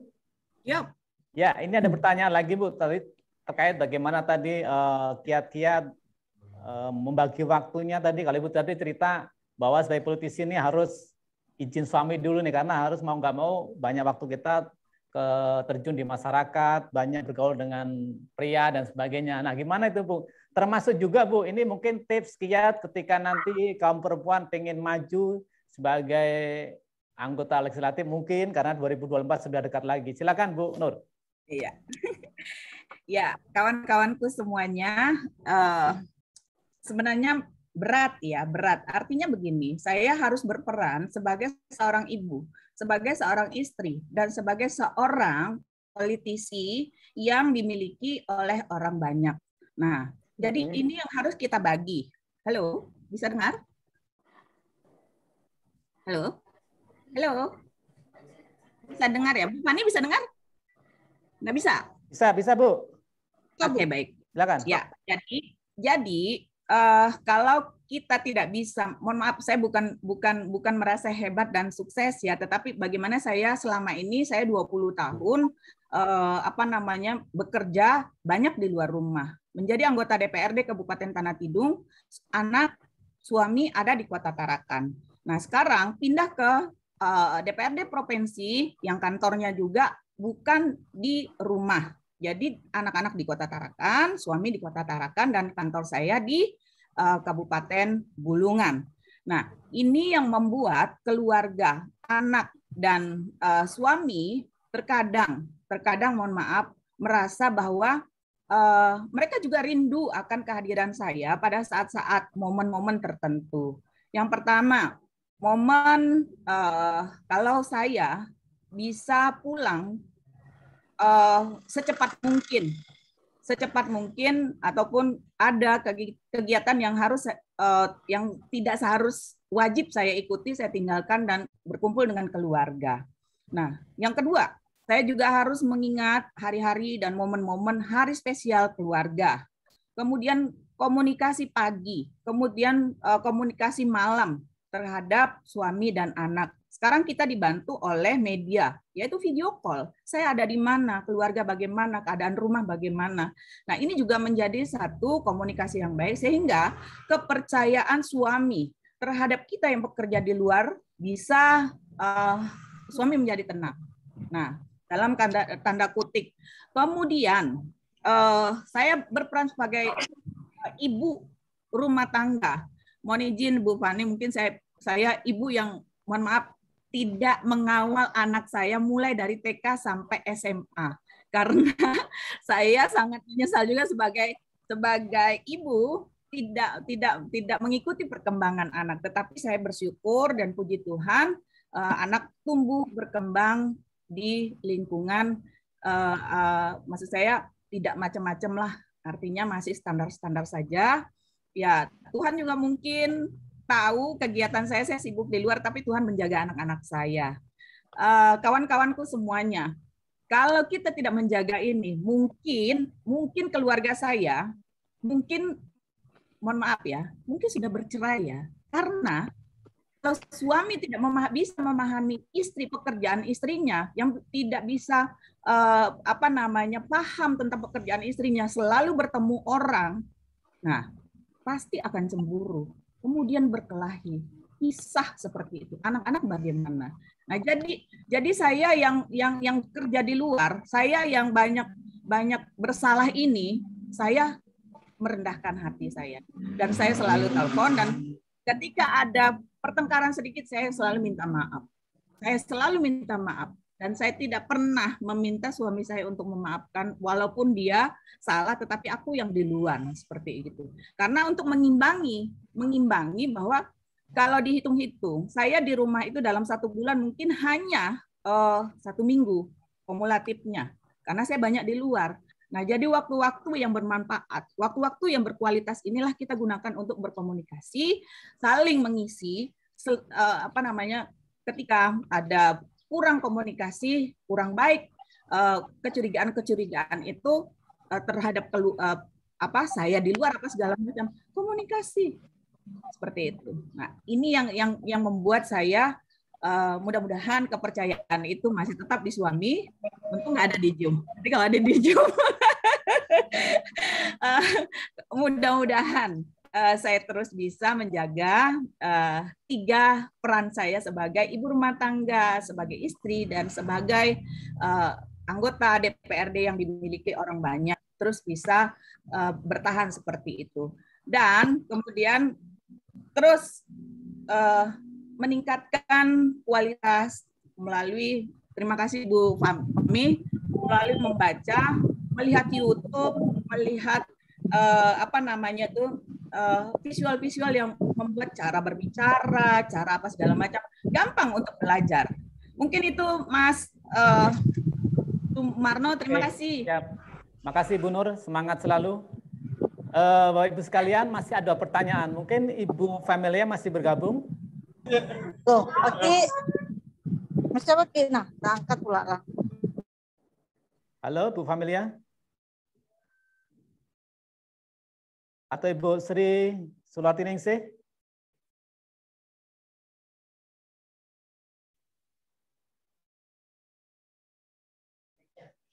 Bisa dibuka mute-nya, Bu? Iya, baik. Oke, Bu. Maaf, tadi terputus. Ada beberapa pertanyaan, Bu. Mungkin sekaligus menyambung. Pertama gini, ada beberapa ibu-ibu PKK yang bergabung di sini tentunya juga ingin mendapat inspirasi, terutama di masa pandemi ini. Tadi disampaikan bahwa saatnya perempuan ini ikut berkontribusi, bagaimana berusaha dari rumah, mengembangkan industri kreatif, UMKM, dan sebagainya. Mungkin ada kiat-kiat IWAPI agar kaum perempuan juga bisa melakukan usaha, meskipun tidak harus jadi pengusaha. Ya. Silakan Bu. Iya, baik. Saya sangat antusias sekali kepada ibu-ibu yang ada di dalam rumah yang notabene belum bisa berusaha di luar rumah. Itu sangat inspiratif sekali. Jadi jangan ibaratnya jangan putus asa, harus confidence, harus percaya, harus passion, punya semangat juang untuk mencari mencari seleri ya pendapatan di luar dari pendapatan suami. Jadi kemandirian perempuan itu sangat menentukan kecerdasan personalitas perempuan itu sendiri. Itu bisa nanti mengajarkan kepada anak-anak didik kita, anak-anak kita, saudara kita dan sebagainya. Ya, ibu-ibu bisa nanti akan diberikan pelatihan yang secara online. Itu nanti akan kita membuat suatu kajian kepada ibu-ibu yang di dalam rumah, dalam arti akan berusaha lewat rumah ya gitu. Jangan berkecil hati, tetap akan nanti kita merangkul semua pengusaha mikro, kecil, dan menengah. Yang terpenting bahwa semuanya harus juga berperan aktif dalam organisasi Ikatan Wanita Pengusaha Indonesia yang ada di Kaltara ini. Jadi jangan malu-malu, silakan agar sinergitas program IWAPI Kaltara ini bisa membantu untuk peningkatan perekonomian ibu-ibu semua, terutama ya yang masih pada belum berani gitu ya. Kita harus punya passion ya, semangat ya, bahwa kita mesti harus mulai sekarang untuk bisa menghindari gender gap ya, kesetaraan perempuan antara laki-laki dan perempuan ya. IWAPI nanti akan membantu dengan beberapa program-program, terutama di bidang teknologi, pemasaran, dan keuangan. Teknologi contohnya, dengan ibu-ibu semua bergabung ke dalam organisasi IWAPI, pastinya ibu-ibu akan terkonek ya, networking semakin luas, jaringan perkenalan, jaringan silaturahmi, jaringan kerjaan pasti akan terbuka lebar, dari yang tidak kenal menjadi kenal, dari yang kenal menjadi akrab, dari yang akrab kemudian terjalin bisnis antara pengusaha wanita yang ada di Kaltara. Kemudian juga secara langsung akses teknologi itu pastinya akan memperluas jaringan promosi dong tentunya. Promosi secara dari mouth to mouth, dari mulut ke mulut ya, itu jelas akan meminimalisir biaya produksi, biaya promosi dalam melakukan pendistribusian barang gitu. Terus kemudian akses usaha di bidang pemasaran, tentunya bahwa pendistribusian itu akan berjalan dengan secara cepat ya, dan secara maju tentunya, karena akses pemasaran ini otomatis akan terjalin dari satu usaha ke usaha yang lainnya, dari pengusaha ke pengusaha lainnya. Terus kemudian di akses keuangan, tentunya program IWAPI akan bekerjasama dengan pihak bank ya, yang nantinya bahwa organisasi IWAPI ini akan membina hubungan kerjasama atau MOU dengan bank untuk bisa bank memberikan pinjaman kepada pengusaha perempuan yang ada di Kaltara melalui MKM ataupun usaha perserorangan dengan meminta bunga yang rendah ataupun bila perlu yang sangat rendah gitu, dengan tanpa jaminan ataupun dengan jaminan, dengan ibaratnya kalau dengan jaminan berarti pinjaman itu tentu ada range-nya ya, itu nanti ketentuan akan diberikan oleh pihak bank. Kemudian yang paling akan menjadi booming ini bahwa ada momen G20 ya, bahwa kepemimpinan estafet presiden G20 ini ada pada Bapak Jokowi pada saat nanti di tahun 2022 ini ya. Nanti pemberdayaan perempuan itu juga dalam hal pembangunan ekonomi, Presiden akan memberikan arahan langsung kepada IWAPI bagaimana cara untuk meningkatkan pengusaha wanita melalui organisasi IWAPI. Nanti akan itu terprogram dengan IWAPI pusat dan seluruh IWAPI yang ada di 34 provinsi. Jadi jangan berkecil hati untuk wanita-wanita pengusaha yang ada di Kaltara. Ayo kita bersama-sama bersatu untuk bisa meningkatkan skill, keterampilan, untuk bisa meningkatkan usaha, untuk bisa meningkatkan kecerdasan, untuk bisa meningkatkan pendapatan, dan untuk bisa membantu menopang kebutuhan rumah tangga dan meningkatkan usaha buat kita semua, usaha mikro, kecil, menengah ya. Jangan mau kalah dengan laki-laki ya, bahwa kita perempuan itu juga punya suatu kapasitas, suatu kemampuan yang tidak kalah hebatnya dengan laki-laki. Untuk itu kita harus melakukan suatu pembelajaran, melakukan suatu perubahan dalam diri kita sendiri, bagaimana kita akan menciptakan diri kita sebagai perempuan yang betul-betul cerdas, betul-betul aktif, betul-betul memang berguna bagi orang lain, betul-betul bisa membantu menjadi kepala rumah tangga, ya, membantu perekonomian rumah tangga juga, perekonomian Kaltara, dan agar kita tidak menjadi perempuan yang pasif, tetapi kita harus menjadi perempuan yang aktif untuk berdaya guna. Tidak ada salahnya, mari perempuan-perempuan yang ada di Kaltara untuk bisa tetap punya passion, semangat untuk bisa menjadi diri kita berguna untuk orang lain, untuk diri sendiri, dan untuk keluarga. Jangan berkecil hati, jangan juga merasa bahwa saya siapa dalam organisasi Ikatan Wanita Pengusaha yang ada di Kaltara. Terbuka secara lebar kepada perempuan-perempuan yang ada di Kaltara untuk bisa maju bersama dengan organisasi IWAPI. Ya, barangkali penyampaian dari saya ini dulu, Mas Sumarsono, silahkan saya kembalikan. Oke, terima kasih Bu Sulartiningsih, Ketua IWAPI Kalimantan Utara. Bapak Ibu sekalian, peserta webinar hari Kartini, tak terasa 2 jam sudah berlalu.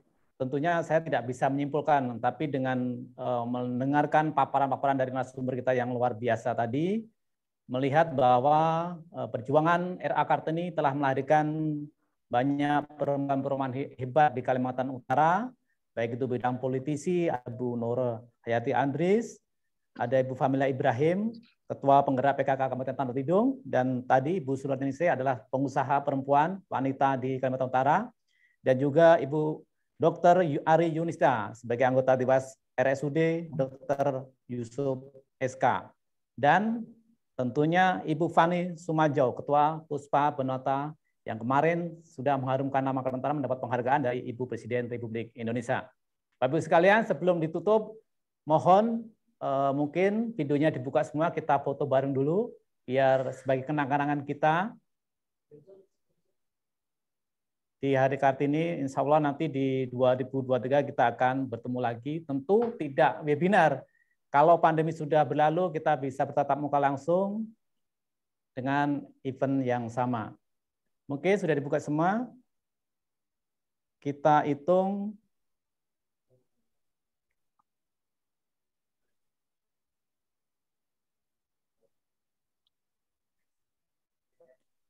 Oke, 1, 2, 3, gaya bebas, senyum yang cantik. Oke. Layar kedua. 1, 2, 3. Sekali lagi layar ketiga. 1, 2, 3. Oke, terima kasih sekali lagi kepada Bapak Ibu sekalian beserta Zoom meeting pada pagi hari ini. Dan tentunya sangat terima kasih kepada Ibu Nur Hayati Andres, anggota DPRD Provinsi Kalimantan Utara, Ibu Familia Ibrahim, Ketua Tim Penggerak PKK Kabupaten Tanah Tidung, Ibu Dr. Ari Yusnita, anggota Dewas RSUD Dr. Haji Yusuf SK, Ibu Sri Sularti Ningsih, Ketua IWAPI Kalimantan Utara, dan Ibu Fani Sumajo, Ketua Puspa Penuanta. Terima kasih, semoga bermanfaat webinar pada pagi hari ini. Jumpa lagi di webinar-webinar dengan tema yang lain. Terima kasih, jumpa lagi di acara selanjutnya. Jadi saya mohon maaf pada kekurangan. Wassalamualaikum warahmatullahi wabarakatuh. Salam sehat buat kita semuanya. Sampai ketemu. Assalamualaikum. Terima kasih semuanya. Ya, selamat siang. Sehat selalu. Semuanya. Amin. Nyap-nyapan dirimu sayang. Yuk, ada kawan atas kehadirannya yang selalu dinanti. Terima kasih. Sehat selalu saudara-saudaraku Kabupaten Tanah Tidung. Bagian dari sejarah hidupku. Untuk meningkatkan sinergi dan melangkah aku izin ya. Sadaqallah. Oke, izin live. Terima kasih semua ibu-ibu hebat. Puspa Benata. Ya, Ibu Tidung Pali juga terima kasih. Ibu dari